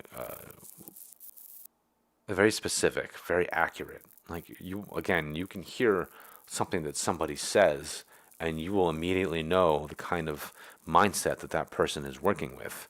You'll know, like, not just the mindset, but like negative, positive sides of that mindset and where it's going to take them, and the kind of things that, like, I can't, there's some really crazy stuff that's happening in the last 9 months that I would love to tell you guys about, but I can't really. But some of the stuff is downright like miraculous. And a lot of it comes out of the fact that like my level of intuition has grown to the point where I'm kind of I'm amazed by the whole thing. But it's another one of those things where it's an indication in life that tells you, like, okay, you know what, you are progressing, and this is the proof. And that's the thing. It's like the toughest part, I think, about a lot of people in the spiritual journey, let's just say, is the proof. Like, what the proof is in the pudding. And that's something I say to a lot of people too when we talk religion. I'm just like, well, how is that working out for you? Like, is your life better? Are you able, can you do X, Y, and Z? Are things much better for you? Like, there's so many questions that one should ask themselves. Like, am I progressing in this type of thing? Am I not? And if you're not, then why? And that's the thing. It's like people need to learn to ask the right questions, just like that old Egyptian proverb that I like to quote. Learn how to pose a question, because in posing the question, you will find an answer. And I think that's an important thing for people to really, wrap their heads around. So with that, I will say adieu, goodbye. Thank you so much for joining me today. I hope you guys enjoyed it, and I will be back tomorrow, the next day, and the day after that. We're going to finish this book, God help me, as soon as possible, because the next edited videos are definitely going to take some time to put together. And as it's coming to be harvest time, my office is going to be used for a drying room for a couple weeks. So that'll be a good time for me to put that together. But in the meantime, I will definitely be coming out back to finishing all these audios, the audiobook, especially this audiobook, before I start the next ones. And I just want to say I'm back, and I really appreciate all of you. Much love and peace to you all.